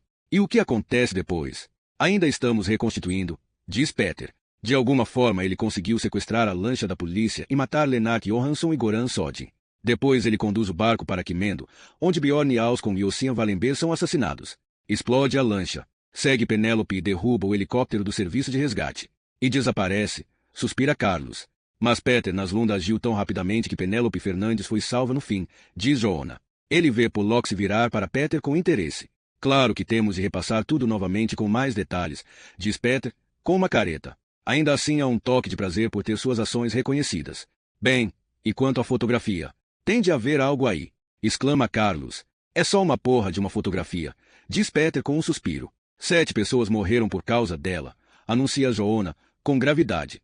E mais irão morrer se nós. Joanna fica em silêncio enquanto continua a olhar pela janela. Talvez a fotografia seja um cadeado e devamos procurar a chave, diz ele. Que chave? Pergunta Peter. O fotógrafo, responde Saga. A fotógrafa não é Penélope Fernandes? Pergunta Pollock. Talvez, diz Saga, prolongando a palavra. Wise. Pergunta Carlos. Há alguma prova de que possa ser outra pessoa? Cobra Benny.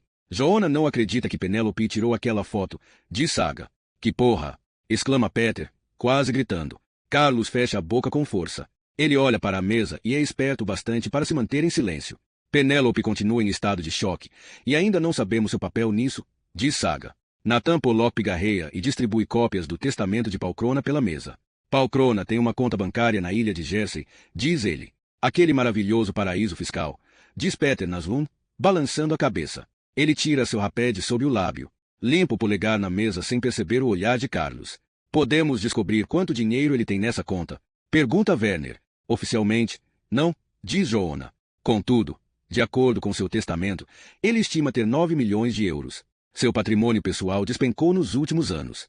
É difícil entender como ele conseguiu acumular tanto de forma legal em tão curto tempo, afirma Pollock. A Transparência Internacional, a agência global que combate a corrupção, nos diz que não tem nada contra Cal Palcrona nem ninguém na INPE. Nem mesmo um boato. A fortuna de Palcrona foi deixada para um garoto de 16 anos chamado Stefan Bergister-Gisvesterer.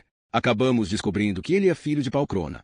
Um filho que ele nunca conheceu pessoalmente, um filho que morreu em um estranho incêndio apenas 3 dias após o suicídio de Palcrona. O garoto nunca soube quem era o pai, acrescenta Saga. Segundo o relatório policial preliminar, a morte foi acidental, diz Carlos. Claro, acidental. Mas há alguém nesta sala que acredite ter sido apenas coincidência o filho de Palcrona morrer 3 dias após o suicídio dele. Não, coincidência não é, diz Carlos. Mas isso é doentio, exclama Pollock, as bochechas vermelhas. Que motivo alguém teria para assassinar um filho que Palcrona nunca conheceu? Que porra toda é essa? Pergunta Werner, esfregando as mãos nos cabelos. Palcrona continua aparecendo, diz Joanna, batendo com o dedo no rosto do homem sorridente na fotografia. Ele está na fotografia. Ele foi chantageado. Ele foi encontrado enforcado. O filho dele morreu. Ele tem 9 milhões de euros no banco. O dinheiro é interessante, diz Saga. Nós examinamos a vida dele, diz Pollock. Ele não tem outra família, outros interesses, não investe em nada como ações ou... Então esse acúmulo de dinheiro em sua conta corrente tem de estar de algum modo ligado a seu posto de diretor-geral da INPE, diz Joanna. Talvez ele estivesse envolvido em compra de ações com informações privilegiadas, usando um laranja, diz Werner. Ou recebesse suborno, diz Saga. Follow the money, sussurra Pollock em inglês. Vamos bater um papo com o sucessor dele, Axel Riesen, diz Joanna, se aprontando para partir. Algo estranho ou irregular já deve ter ficado evidente para Riesen.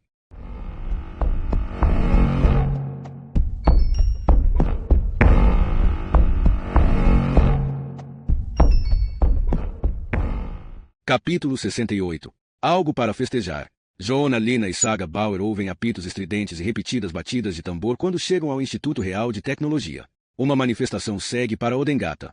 Parecem ser cerca de 70 jovens carregando símbolos antifascistas e cartazes protestando contra o tratamento dispensado pelo Sapo aos membros da brigada. O Sapo fede a fascismo, o Estado apoia o fascismo. Cantam eles com suas animadas vozes juvenis. Mas os sons raivosos desaparecem quando Joanna e Saga caminham pela idílica Brajevagem, uma curva suave que leva à igreja de Engelbrecht. Eles entraram em contato com a INPE e descobriram que o diretor-geral estava trabalhando em casa naquela manhã. Eles logo veem o palácio particular dos Riesen do lado esquerdo da rua. A fachada é imponente com tijolos escuros, vidros com caixilhos de chumbo, madeira esculpida e o verde fosco do cobre ao redor da mansarda e chaminé. A porta da rua é igualmente imponente. Uma placa de bronze está fixada na madeira escura reluzente anunciando Axel Riesen. Saga toca a campainha. Pouco tempo depois, um homem alto e bronzeado abre a porta. Tem uma expressão amigável no rosto. Saga se identifica como inspetora do serviço de segurança e explica que a visita dele será a mais breve possível enquanto Axel Riesen examina atentamente sua identificação. Depois ele ergue os olhos e diz: duvido que possa ser de grande ajuda, mas é sempre um prazer fazer uma visita, diz Joanna com formalidade cortês. Axel olha para ele surpreso, depois sorri com a observação de Joanna, apreciando a piada. Vestido descontraidamente com calças azul escuras, camisa azul clara abotoada até o pescoço e pantufas, ele os conduz ao saguão de pé direito alto. Está banhado em luz. Sugiro que nos sentemos no jardim de inverno. É um pouco mais fresco lá. Eles acham o apartamento imenso enquanto seguem Axel, passando por uma escadaria de mogno com lambris escuros. Passam por mais 2 grandes salões até chegarem ao jardim de inverno. É uma sala de vidro entre a casa e o jardim. A sebe alta do lado de fora cria sombras verdes e uma parede de folhas bruxuriantes. Ervas perfumadas e orquídeas sem cheiro enchem vasos de cobre dispostos em bancos e superfícies azulejadas. Por favor, fiquem à vontade, diz Axel, fazendo um gesto para cadeiras ao redor de uma mesa. Eu estava prestes a tomar chá com bolo torrado, e seria agradável ter companhia. Não como bolo torrado desde que fazia intercâmbio em Edimburgo, diz Saga, sorrindo. Então, diz Axel, contente, deixando a sala. Ele volta alguns minutos depois com uma bandeja. Coloca o bule de chá, guardanapos, fatias de limão e açucareiro no centro da mesa. Os bolos torrados quentes estão cobertos por um pano de linho com uma porção generosa de manteiga ao lado. Axel arruma a mesa com cuidado, sem pressa. Coloca xícaras e pires em frente a eles, com guardanapos de linho. Depois serve o chá. Eles podem ouvir uma música suave de violino vindo através das portas e paredes. Então, me digam, o que posso fazer por vocês? Pergunta Axel. Saga pousa a xícara e pires com cuidado, pigarreia. Temos de fazer algumas perguntas sobre a IMP e esperamos que possa nos ajudar. Certamente, mas primeiro tenho de esclarecer isso com um telefonema, diz, pegando seu celular. Claro, diz Saga. Por favor, me desculpe, mas esqueci seu nome. Saga Bauer. Poderia ver sua identificação novamente. Saga Bauer. Saga entrega a Axel, que se levanta e sai. Eles podem ouvi-lo falando por alguns segundos, e quando retorna agradece a ele e devolve a Saga a identificação. Saga começa com as perguntas. Ano passado a INPE deu autorizações de exportação para a África do Sul, Namíbia, Tanzânia, Argélia e Tunísia. Munição para metralhadoras pesadas, armas antitanque portáteis, foguetes antitanque, lançadores de granada. E o avião JS Gripen, claro, acrescenta Axel. A Suécia tem um longo relacionamento comercial com muitos desses países, mas nunca com o Sudão. Axel sustenta o olhar dela com um indício de sorriso. Não que eu saiba. Quero dizer antes do mandado de prisão contra o presidente al-Bashir, explica ela. Compreendo, diz ele com veemência. Do contrário, seria absolutamente inimaginável. Chamaríamos de um bloqueio total, não havendo nada a discutir. Talvez tenha tido a oportunidade de revisar várias das decisões de seu antecessor, Cal Palkrona, diz Saga. Sim, tive, responde Axel. Percebeu algo estranho? O que quer dizer com estranho? Decisões que lhe pareçam estranhas, explica Saga, tomando seu chá novamente. Alguma razão para essa pergunta? Ele retruca. É o que estamos perguntando, responde, sorrindo. Então eu diria que não. Já conseguiu recuar quanto tempo? Joanna escuta as perguntas de Saga relativas à classificação, permissão preliminar e autorização de exportação de material bélico, enquanto observa o rosto calmo e atento de Axel Riesen. Ouve novamente a música de violino. Agora está vindo de fora, da janela voltada para o jardim. É uma mazurca com notas agudas, tristes. Então o violino para. Volta ao início e recomeça a peça.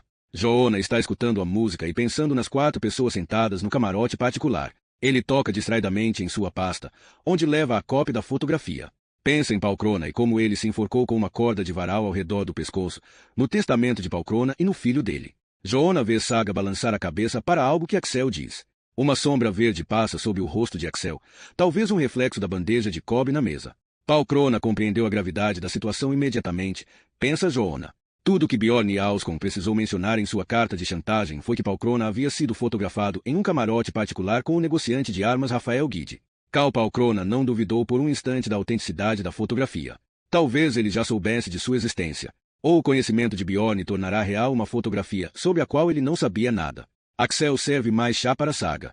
Ela está limpando uma migalha do canto da boca. Algo não está certo aqui, pensa Joanna. Pontu Salman definiu uma data para o encontro. Ele não considerou a foto problemática. Como Palkrona sabia que a fotografia significava problemas. Joanna escuta Axel e Saga discutindo como a situação inicial das políticas de segurança muda quando o embargo é imposto ou suspenso. Joanna faz ruídos com a boca fechada para que eles pensem que está acompanhando a situação, mas se concentra na reunião no camarote particular. A mesa estava posta para 4 pessoas, e havia 4 pessoas na fotografia. Isso significa que a 5ª pessoa, aquela segurando a câmera, não fazia parte do grupo e não seria convidada a se sentar à mesa com uma taça de champanhe na mão.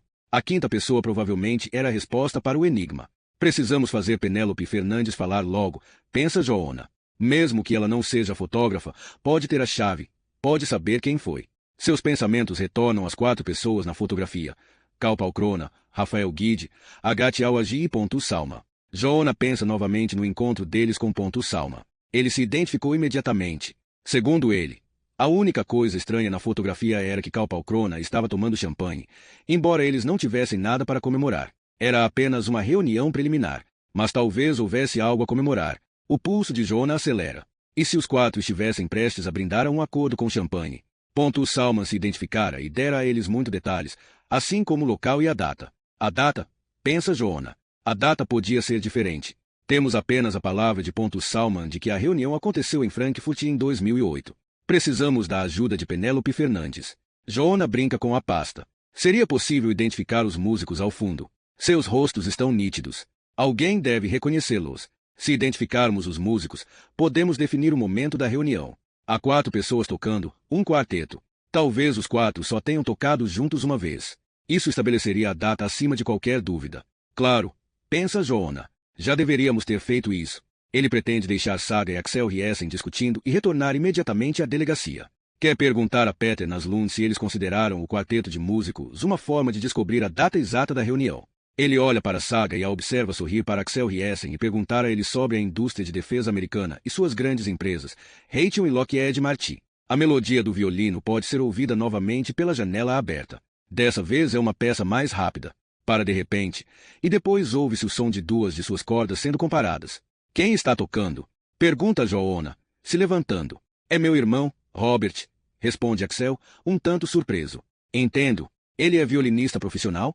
Ele é o orgulho e a alegria da família, mas hoje em dia é principalmente fabricante de violinos. Tem seu estúdio aqui, nos fundos. Você se importaria caso eu fizesse uma pergunta a ele?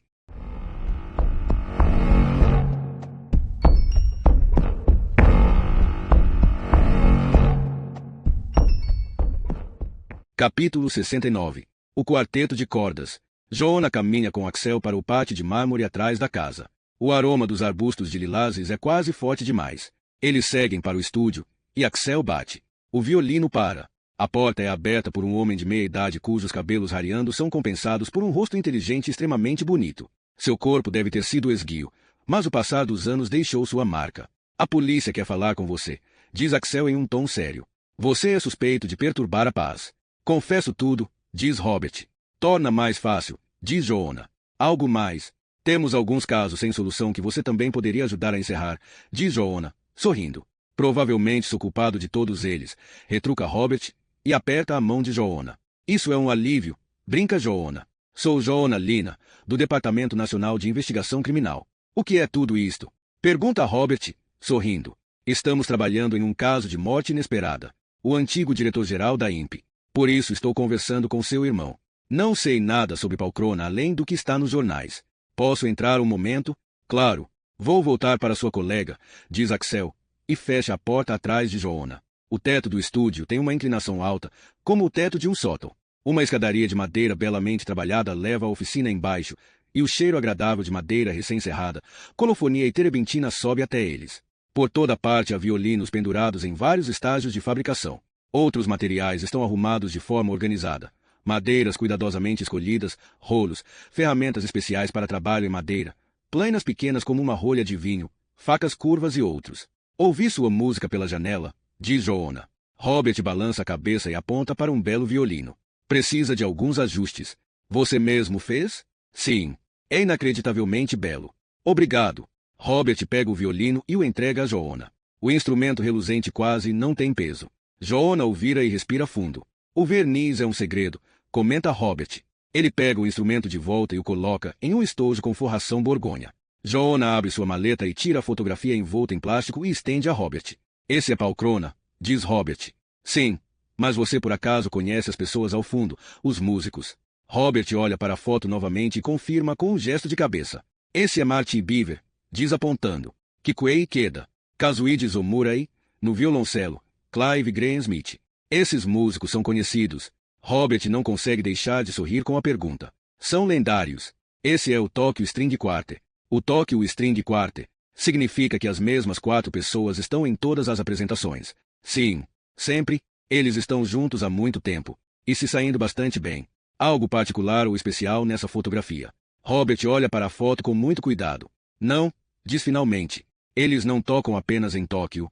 Pergunta Joona. Eles tocam no mundo inteiro, mas seus instrumentos são de uma instituição japonesa. Isso é comum?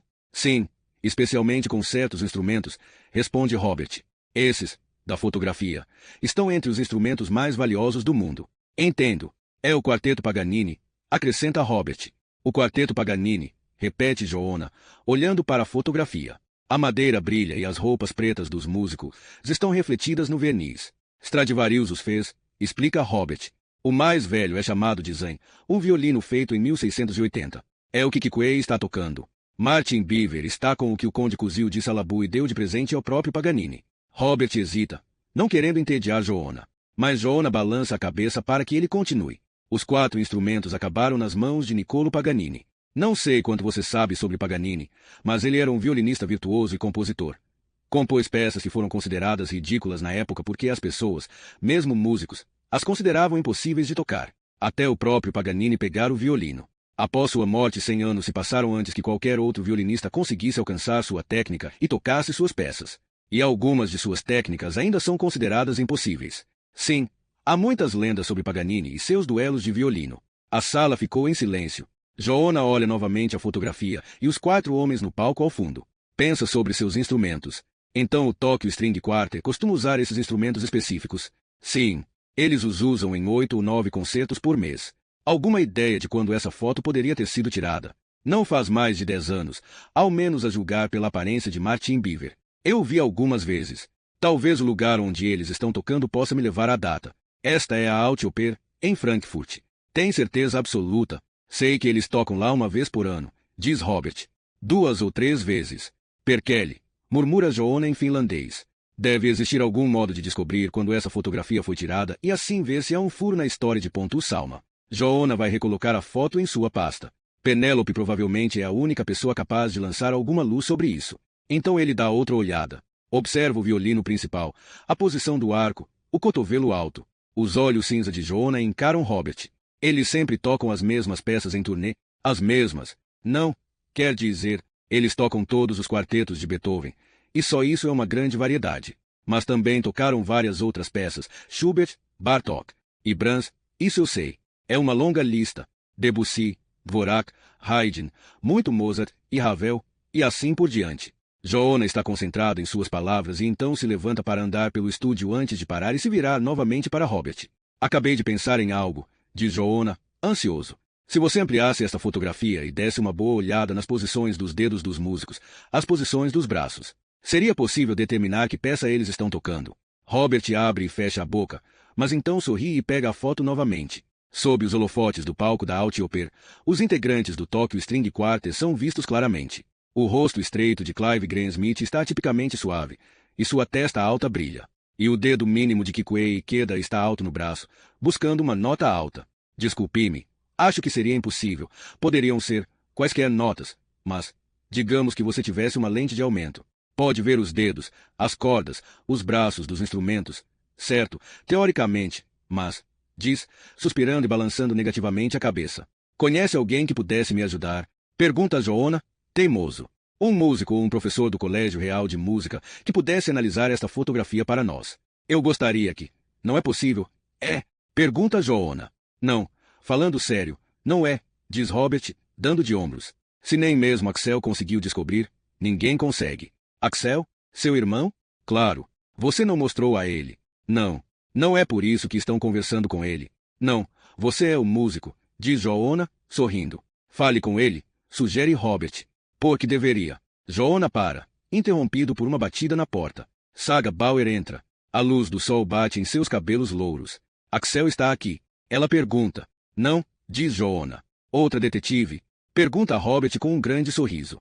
Sapo, responde Saga secamente. O silêncio é um pouco longo demais.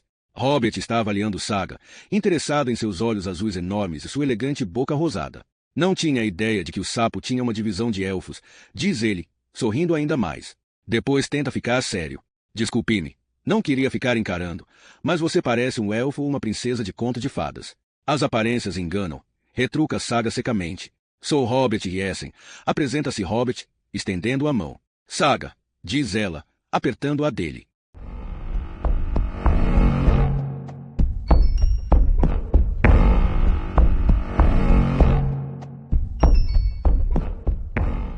Capítulo 70. Uma sensação. Joona e Saga saem da casa dos Yessen e entram no carro. O telefone de Saga vibra. Ela olha a mensagem de texto e sorri. Vou almoçar em casa, diz. Ela enrubesce. Que horas são? 11h30. Vai continuar trabalhando? Não. Vou ao concerto de almoço no Teatro Sodra. Com uma amiga. Então pode me deixar na Soder. Moro na Bastugata. Deixo você em casa se quiser. Oferece. Enquanto Joona interrogava Robert, Saga permanecerá com Axel. Ele estava começando a descrever sua carreira na ONU, quando foi interrompido por um telefonema. Axel olhou a tela, pediu desculpas e saiu do cômodo. Após esperar 15 minutos ela fora ao estúdio de Robert Yessen. Os três procuraram por Axel antes de chegarem à conclusão de que ele tinha sido tirado de casa pelo telefonema. Sobre o que você precisava conversar com o irmão de Axel. Era só uma sensação, começa Joona. Ah, ótimo, murmura Saga. Uma sensação. Você sabe. Mostramos a fotografia a Salma, continuou Joona. Ele se identificou imediatamente e então ficou naquele blá blá blá sobre a decisão do Tribunal Penal Internacional de indiciar. Para de falar quando seu telefone toca. Procura por ele sem tirar os olhos da estrada e atende. Foi rápido. A data está confirmada, diz Anja Larsson. O Tokyo String Quartet tocou na Altioper de Frankfurt, quando Salma estava lá. Entendo, diz Joona. Saga observa enquanto ele escuta o que Anja diz, balança a cabeça, agradece e desliga. Então Salma estava dizendo a verdade. Pergunta Saga. Isso não sabemos. Mas a data está correta. Sabemos apenas que Salma foi a Frankfurt e que o Tokyo String Quartet tocou na Altioper. Mas Salma esteve com frequência em Frankfurt. E o Tokyo String Quartet também toca na Altioper pelo menos uma vez por ano. Você acredita que ele mentiu sobre a data embora soubesse que iríamos verificar? Não, Was. Bem, não sei. Como disse, apenas tive uma sensação, diz Joona. Há um bom motivo para mentir caso ele e Kalpalkrona estivessem discutindo negócios com Agat al-Agi após o mandado de prisão ter sido expedido. Isso seria um crime, contra a lei internacional. Uma exportação de armas diretamente para a milícia em Darfur. Nós acreditamos em Salman porque ele pareceu muito disposto a nos ajudar, até mesmo se identificando, diz Joona.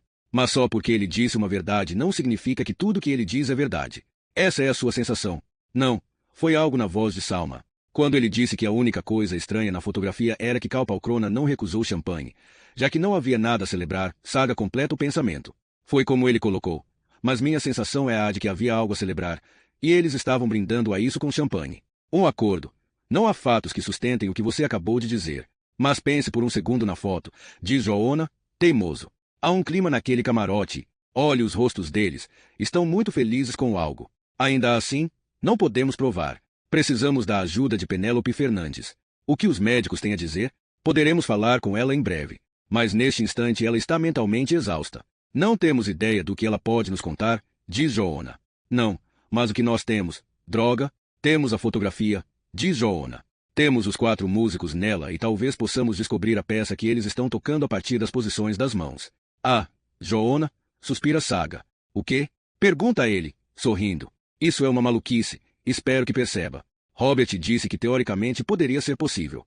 Vamos apenas esperar Penélope melhorar um pouco. Vou ligar, informa Joona. Ele pega o telefone e liga para a delegacia, pedindo para ser transferido para o quarto U12. Saga olha para o rosto impassível dele. Meu nome é Joona Lina e eu. Ele para de falar e um grande sorriso toma conta de seu rosto. Claro que me lembro de você e sua capa vermelha, diz ele. E escuta um pouco mais. Sim, Was.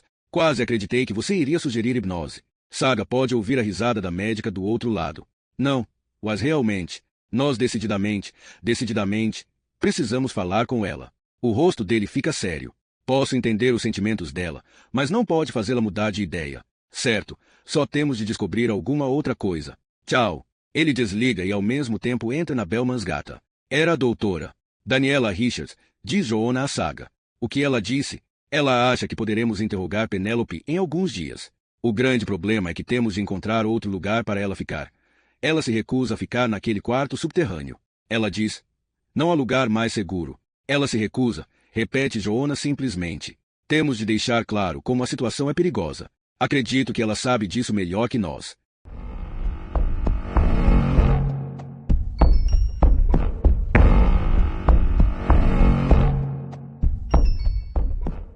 Capítulo 71. 7 milhões de alternativas.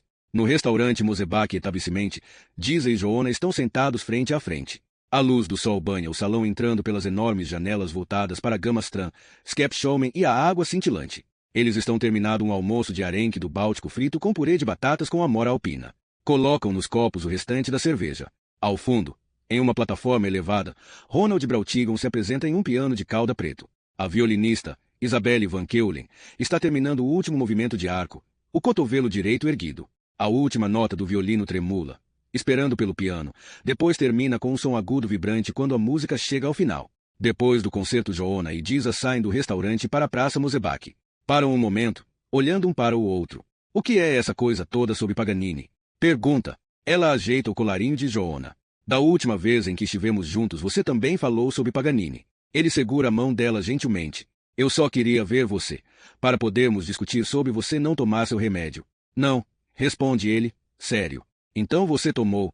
Começarei em breve, diz ele, um pouco impaciente. Ela não diz mais nada. Olha nos olhos dele por um segundo, depois suspira e sugere que continuem a andar. De qualquer forma, foi um concerto muito agradável, diz ela. De alguma forma senti que a música combinava com esta luz suave aqui fora. Sempre pensei que Paganini era, bem, você sabe, como um equilibrista de corda bamba. Na verdade, tive a oportunidade de ouvir Ing Malmeten tocar o Capricho N5 uma vez, em Grona Lund. Na época em que você e Benjamin Gantemben estavam saindo.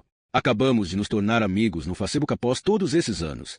Eles caminham para Slussen de mãos dadas e descem Skepsbro. Você acha que é possível dizer qual música um violinista está tocando apenas pelas posições dos dedos? Sem ouvir, quer dizer, em uma fotografia. Talvez se chegar bem perto. Depende de quão bem a pessoa conheça o instrumento, responde.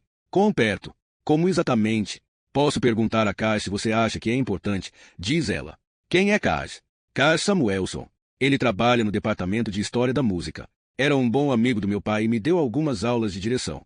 Pode ligar para ele agora. Claro, responde Giza, depois erguendo as sobrancelhas levemente. Você não está brincando. Realmente quer que eu ligue para ele neste instante? Sim, confirma Joanna. Giza solta a mão dele e pega o celular. Rola a lista de contatos e liga para o professor. Oi, aqui é Giza, anuncia. Estou interrompendo seu almoço. Joanna pode ouvir uma voz de homem ao telefone. Após um pouco de papo furado, Giza fala.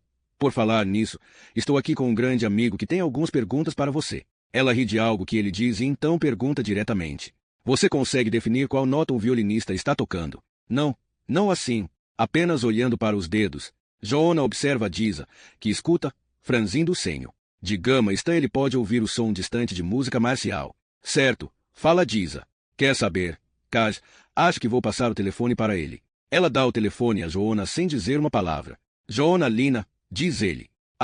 Giza fala muito sobre você, diz Kaj Samuelson. Ele parece relaxado.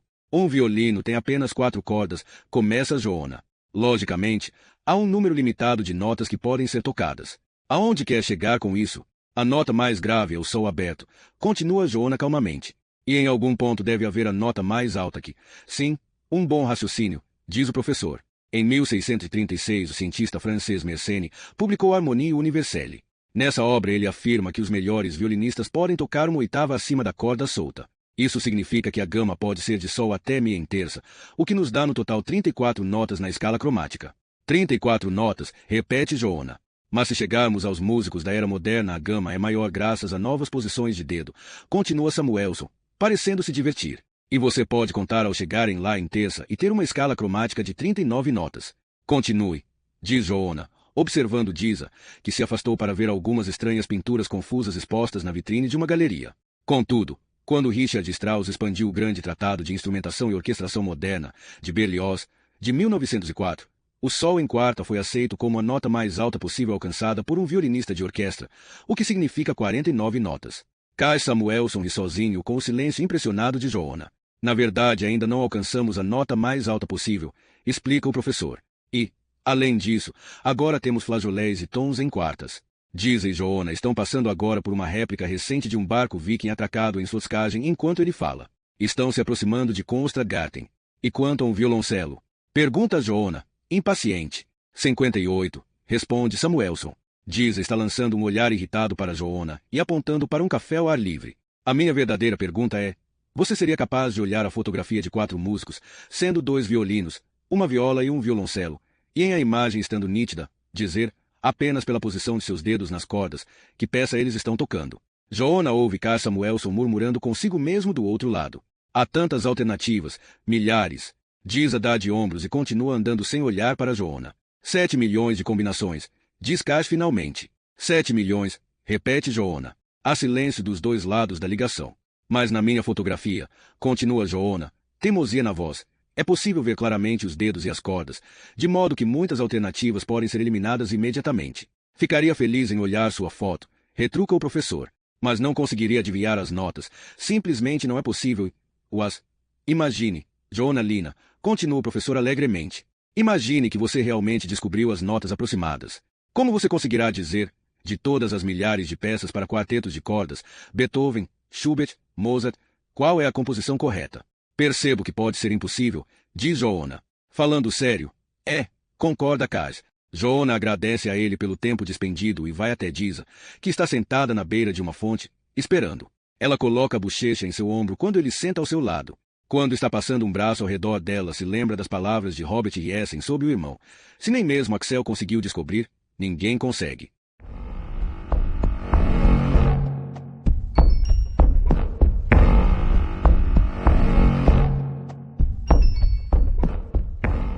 Capítulo 72.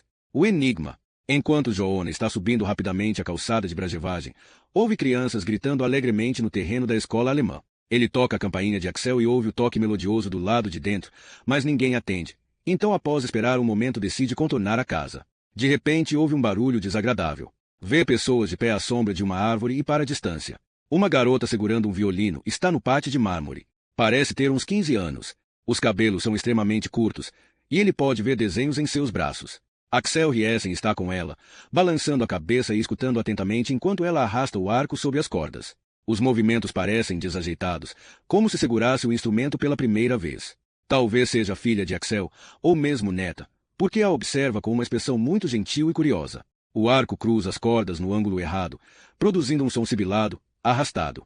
Não está no tom, diz a garota, como uma desculpa para o barulho terrível. Ela sorri, com cuidado, devolve o instrumento a Axel. Tocar violino significa escutar, diz Axel de forma calma e amigável. A música já está dentro de você. Você apenas a solta no mundo. Leva o violino ao próprio ombro e começa a tocar a melodia introdutória de Segue de Lille, da Carmen de Bizet, depois para estende o violino para demonstrar. Agora vou afinar estas cordas de um modo um pouco estranho. Aqui e aqui, diz, virando a tarraxa algumas vezes em direções diferentes. Porque você. Agora o violino está completamente desafinado, continua. E se eu só tivesse aprendido a tocar mecanicamente com os dedos na posição exata, soaria assim. Ele toca Segue de Lille novamente. E é tão terrível que se torna quase irreconhecível. Que bonito, diz ela, brincando. Contudo, se você escutar as cordas, diz, tocando a corda Mi. Está ouvindo? Está grave demais, mas isso não faz diferença alguma. Você compensa movendo o dedo mais para cima do braço. Joona observa Axel Jessen levar o violino novamente ao ombro e tocar a peça de novo no violino desafinado. Ele parece fazer uma ginástica com os dedos, mas a peça está perfeitamente afinada. Você é um mágico. A garota ri e bate palmas. Olá, cumprimenta Joona. Ele se aproxima e estende a mão. Axel segura violino e arco com a mão esquerda e aperta a mão de Joona. A garota faz a mesma coisa, timidamente. Ele olha para Axel e seu violino desafinado. Isso é impressionante. Axel nega com um aceno de cabeça. Na verdade, eu não toco há 34 anos. Diz, a voz soando dura. Você acredita nisso? Joona pergunta à garota. Ela balança a cabeça e então diz de forma misteriosa. Você não vê o brilho ao redor dele. Essa é Beverly, apresenta Axel em voz baixa. Beverly Anderson. Beverly dá um grande sorriso para Axel. Depois simplesmente se afasta por entre as árvores. Joona balança a cabeça para Axel. Preciso falar com você. Desculpe por mais cedo. Quando sume daquele jeito, diz Axel, começando a afinar o violino novamente. Surgiu uma coisa. Não se preocupe. Eu apenas voltei. Joona observa Axel, que por sua vez observa a garota colher algumas plantas floridas no gramado sombreado. Temos um vaso lá dentro? Pergunta ela. Na cozinha, responde Axel. Ela leva seu pequeno buquê de dentes de leão, bolas brancas fofas, para a cozinha. É a flor preferida dela, explica Axel, escutando atentamente a corda-sol. Ele ajusta a tarraxa ligeiramente, depois coloca o violino na mesa de mosaico. Gostaria que desse uma olhada nisto, pede Joona, tirando a fotografia da pasta. Eles se sentam à mesa. Axel pega os óculos no bolso da frente e analisa a fotografia cuidadosamente. Quando foi tirada? Pergunta rapidamente. Não sabemos, mas foi sugerido que teria sido na primavera de 2008. Certo, diz Axel, imediatamente parecendo muito mais relaxado. Reconhece essas pessoas? Pergunta Joona calmamente. Claro, Paul Krona, Pontus Salma, Rafael Guidi, Agate Al-Agi. Preciso de sua ajuda em um assunto específico. Poderia dar uma olhada nos músicos ao fundo. Intrigado, Axel observa Joona, depois olha de novo para a fotografia. O toque e o string quartet, eles são muito bons, diz em tom neutro. Bem, a questão na qual tenho pensado é... Tenho pensado sobre esta foto e imaginado se seria possível uma pessoa com conhecimento dizer, apenas olhando para a imagem, qual peça eles estão tocando. É uma questão interessante. Haveria, mesmo que remotamente, a possibilidade de um palpite.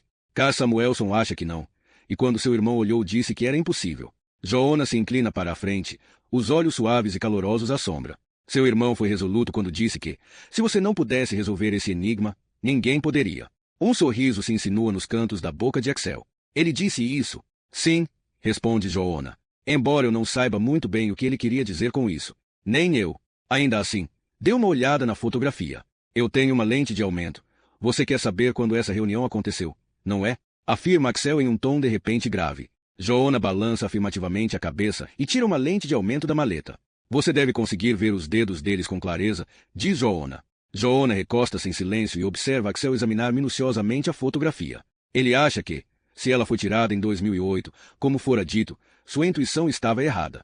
Mas, se essas pessoas se reuniram depois do mandado de prisão em março de 2009, a fotografia era prova de uma atividade criminosa. Sim, consigo ver a posição dos dedos, diz Axel lentamente.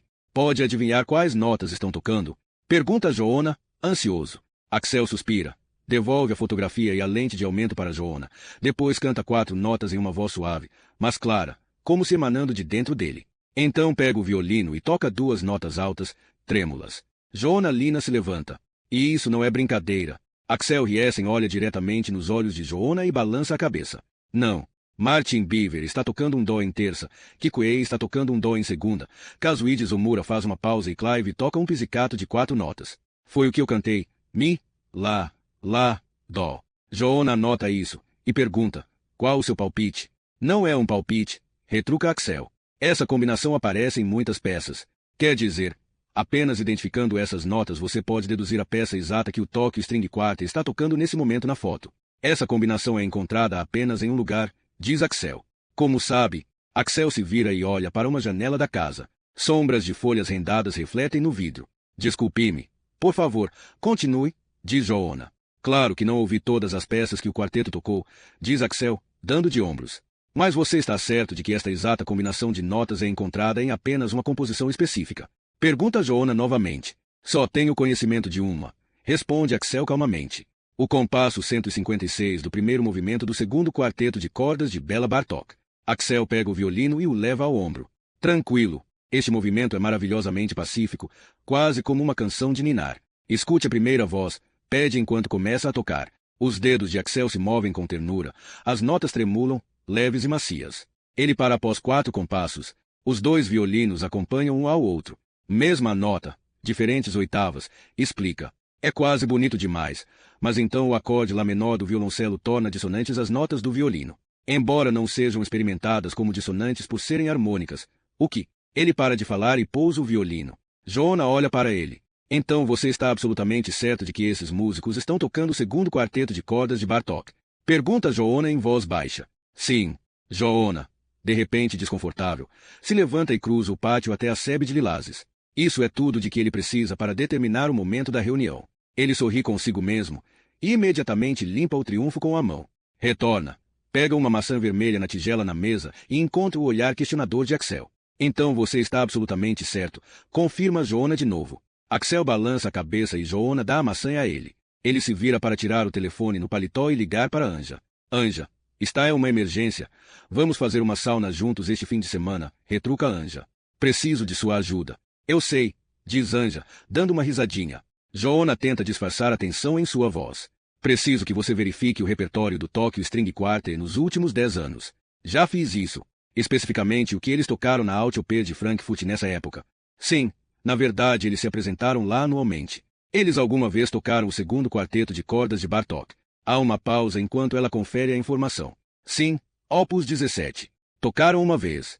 Opus 17, repete Joanna, olhando para Axel. Axel confirma com um gesto.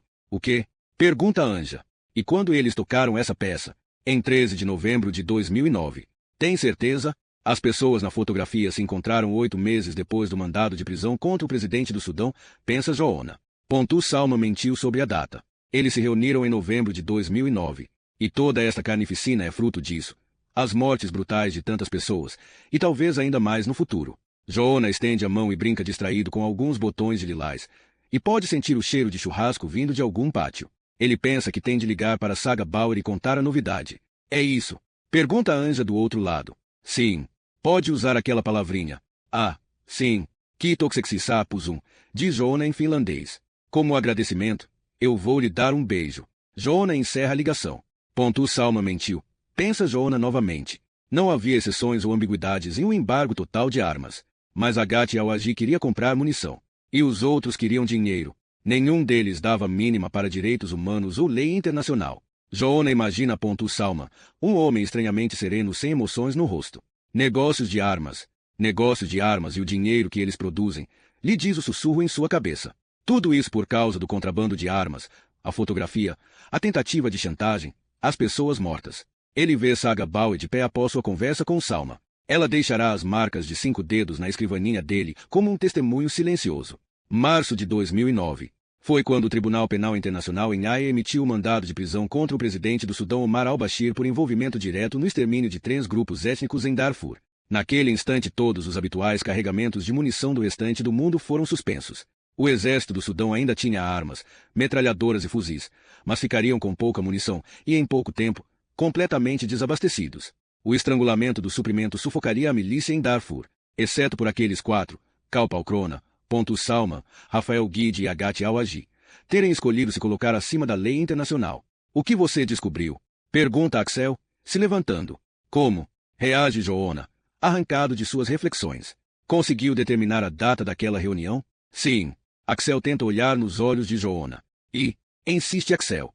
Preciso ir, diz Joanna. Eles se reuniram depois do mandado de prisão contra al-Bashir. Não podem ter feito isso. Eu preciso saber se foi o que eles fizeram. Joanna encara Axel. Seus olhos são calmos e brilhantes.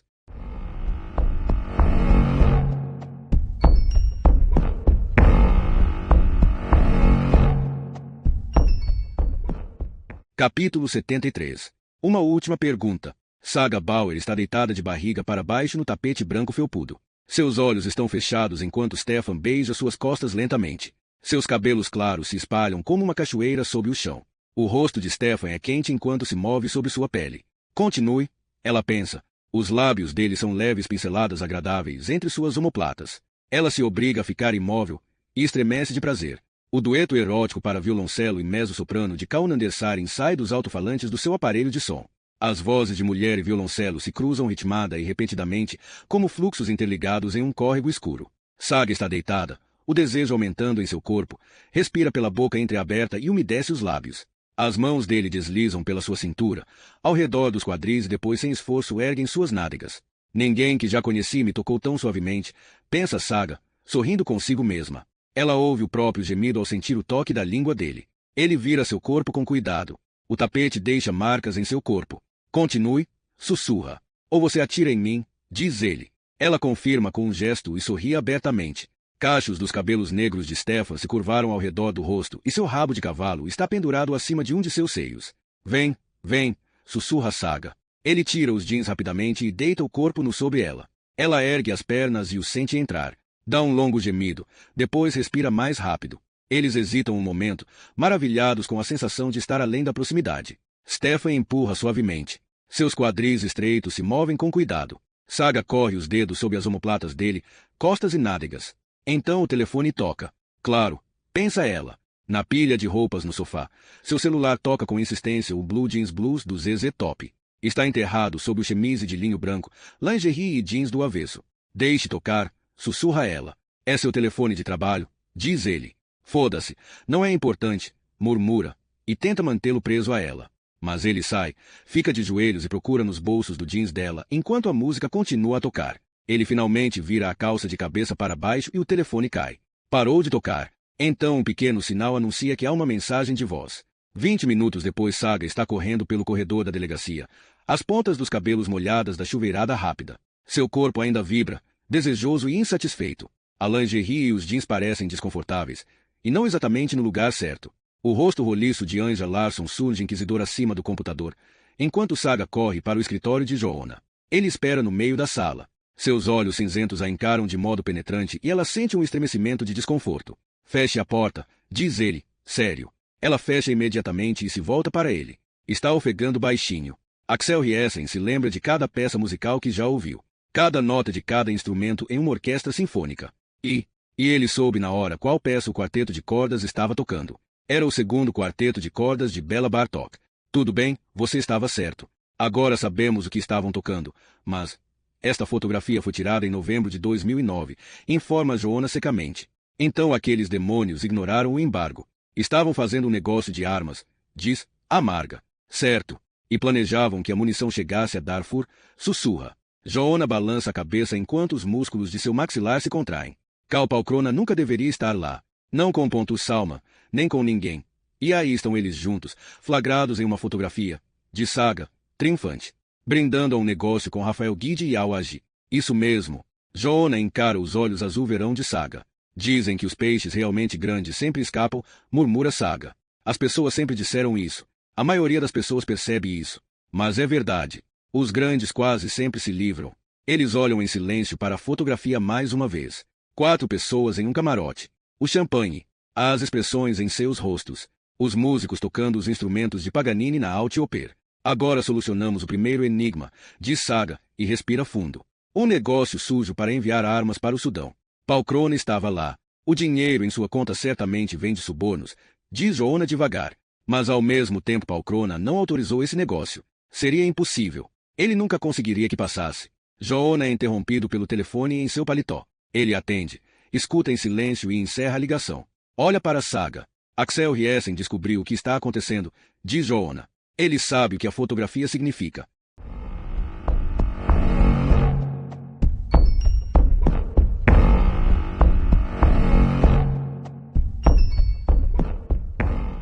Capítulo 74. Um plano perfeito. Um garoto de ferro, de apenas 15 centímetros de altura, sentado com os braços ao redor dos joelhos.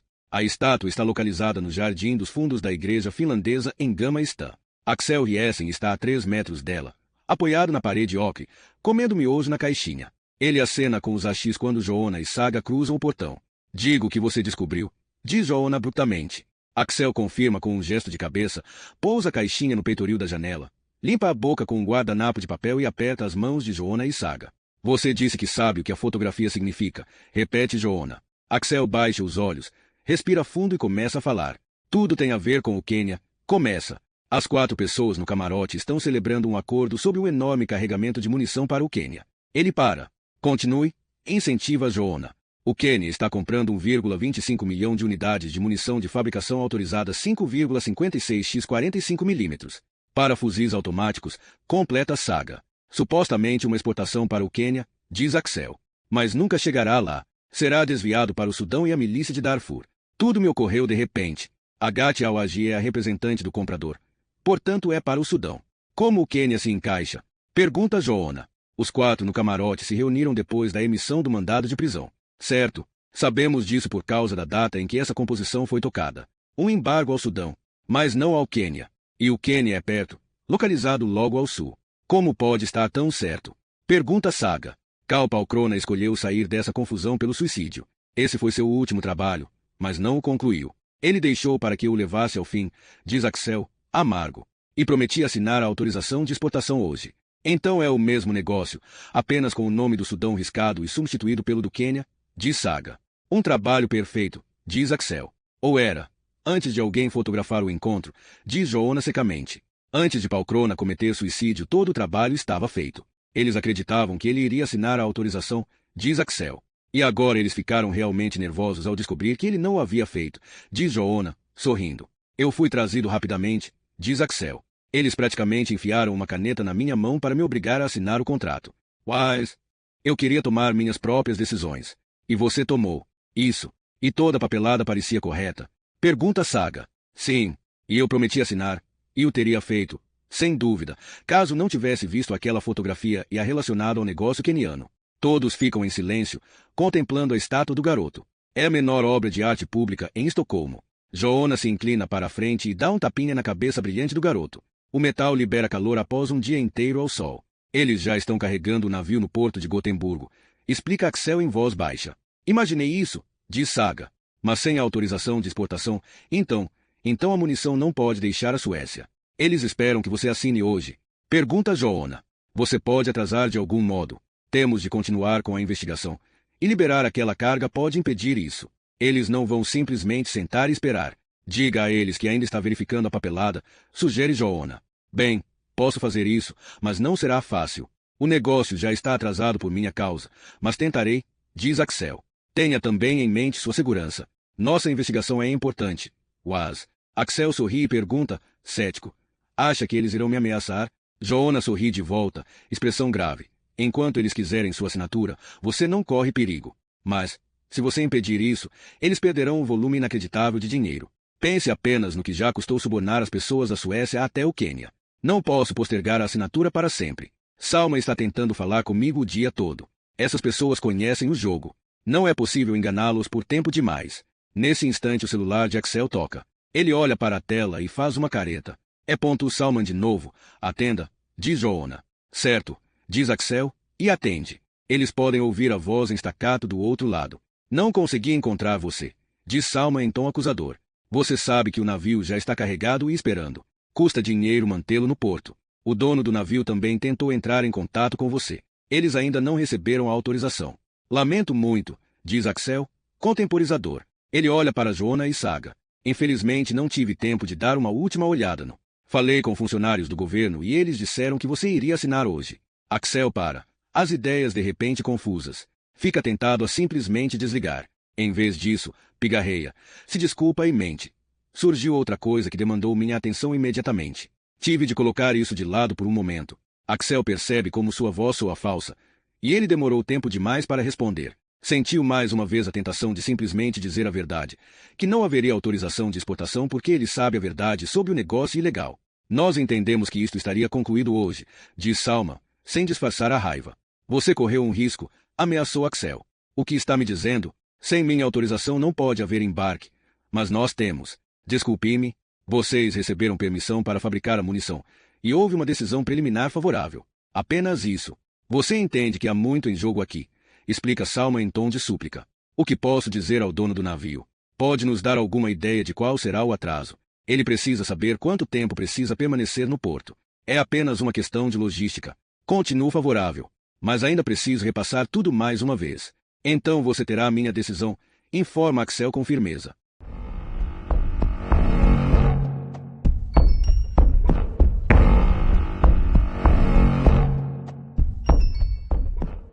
Capítulo 75. A isca. Saga Bauer estava pulando corda havia 50 minutos na academia do distrito policial, quando um colega preocupado se aproxima e pergunta como ela está. O rosto dela está suado e sério, mas seus pés continuam pulando como se ignorassem a passagem rápida da corda. Você está forçando a barra, diz ele. Não, retruca ela, continuando a pular. 25 minutos depois Joanna desce até a academia e se senta em um banco inclinado ao lado de um haltere. Que monte de merda, diz ela, e continua a pular. Eles vão mandar essa munição para Darfur e não podemos fazer porra nenhuma em relação a isso. Bem, de qualquer forma sabemos o que pretendem, retruca Joanna com calma. Sabemos que eles estão tentando ir pelo Quênia, mas que porra podemos fazer quanto a isso? Pergunta enquanto pula. Prender o desgraçado do ponto Salma, entrar em contato com a Europol sobre Rafael Guide. Ainda não temos provas. Esta coisa é grande, muito maior do que qualquer um imaginava. Nós certamente não queríamos ter nada a ver com algo tão enorme, raciocina ela enquanto a corda gira e bate no piso. Carl Palkrona está envolvido, ponto Salman da Suécia. Rafael Guide, ele é um figurão, e alguém no governo do Quênia. Do contrário, todo o negócio não poderia dar certo. E talvez alguém no governo da Suécia. Provavelmente não pegaremos todos, reflete Joona. A coisa mais inteligente seria abandonar o caso, diz ela. Então vamos abandonar. Ela ri da piada enquanto continua a pular com expressão séria. Joona diz, pensativo. Paul Krona provavelmente estava sendo subornado havia anos, mas assim que recebeu a carta de chantagem de Bjorn se deu conta de que a farra acabará. Então telefonou para alguém. Provavelmente Rafael. E ele se tornou um problema depois de a fotografia ser descoberta. Todas as pessoas que estão investindo neste negócio queriam seu fim. Não iriam perder dinheiro e arriscar posições por causa dele. Então ele se mata, diz Saga, começando a pular ainda mais rápido. Ele sai do quadro, o que deixa a fotografia e o chantagista. Entra o matador internacional, diz Saga, começando a ficar sem fôlego. Joona balança a cabeça enquanto ela salta. Se Viola não tivesse entrado no barco no último instante, ele teria matado Bjorn e Penélope e afundado o barco, diz ele. Saga faz uma última sequência rápida e então para. Nós teríamos, diz, ofegante. Nós teríamos descartado como sendo um acidente. O matador teria apanhado a fotografia, limpado os computadores e saído do país sem deixar rastro. Embora eu ache que ele não é o tipo que tem medo de ser descoberto. Ele é prático, diz Joona. É mais fácil resolver o problema sem envolver a polícia, mas é a resolver o problema que ele se dedica. Do contrário, não se preocuparia em queimar os apartamentos. Isso chama a atenção. Ele está apenas sendo minucioso e prioriza a minúcia acima de tudo. Saga recupera o fôlego com as mãos nas coxas. O suor pinga de seu rosto. Claro que ligaríamos os incêndios de apartamentos ao acidente de barco mais cedo ou mais tarde, diz ela, se impertigando. Mas já seria tarde demais, diz ele. O trabalho do assassino de aluguel é destruir a prova e eliminar as testemunhas. Mas agora temos a fotografia e Penélope, diz Saga com um sorriso. Aquele assassino de aluguel não resolveu o problema. Ainda não. Saga dá alguns golpes aleatórios no saco de areia pendurado no teto e depois olha para Joona. Durante meu treinamento eu vi um filme sobre um assalto a banco e a maneira você deixou o suspeito impotente com uma pistola quebrada. Tive sorte, explica Joona. Certo. Ele ri e ela vai até ele. O contorna com um belo trabalho de pés e então para. Estica as mãos abertas e olha nos olhos dele. Acena para que ele avance, balançando os dedos. Quer que ele a enfrente. Ele sorri ao entender a referência dela a Bruce Lee, a mão que acena. Ele balança a cabeça, mas não interrompe o contato visual. Já vi você se mover, explica ele. Então você sabe, diz secamente. Você é rápida e acertará o primeiro golpe, mas depois disso, estou ferrada, responde. É um bom pensamento, mas... Ela faz o mesmo gesto de novo, um pouco mais impaciente. Mas você atacará com força demais, prevê ele, divertindo-se. Não, não farei isso, informa ela. Tente e descobrirá, diz Joona calmamente. Ela acena mais uma vez, mas ele parece não se importar. Levanta, dá as costas e vai na direção da porta. Ela parte para cima dele pretendendo acertar um gancho de direita. Ele inclina o pescoço levemente e o golpe passa por cima da cabeça. Em um suave movimento contínuo, Joona gira e saca sua pistola enquanto a joga no chão com um chute na patela. Tenho de lhe dizer uma coisa, admite Saga. Que eu estava certo, certo. Não se envaideça, diz, olhando para ele com raiva enquanto se levanta. Se você atacar com força demais, não estava atacando com força, explica ela. Eu me contive porque pensei em algo importante. Entendi, diz ele, rindo. Estou cagando para o que você acha que entendeu ou não, diz. Minha ideia é usar Penélope como isca. O que você pretende? Comecei a pensar que ela quer ir para outro lugar e, no instante em que ia acertar você, tive uma ideia. Eu não podia nocauteá-lo se queria falar com você. Então fale, diz. Eu me dei conta de que Penélope seria uma isca de qualquer forma, estejamos nós envolvidos ou não. Ela iria atrair o matador para ela. Joona para de sorrir e balança lentamente a cabeça. Continue. Não temos certeza se o assassino de aluguel pode escutar nossas comunicações, se pode ouvir tudo que dizemos via Raquel. Mas é provável, já que descobriu Penélope em Quimendo, diz Saga. Certo, ele irá encontrá-la de um modo ou de outro, é o que acho. Ele não se importa se há proteção policial ou não. Faremos o possível para manter sua localização em segredo, mas é muito difícil protegê-la sem comunicação por rádio.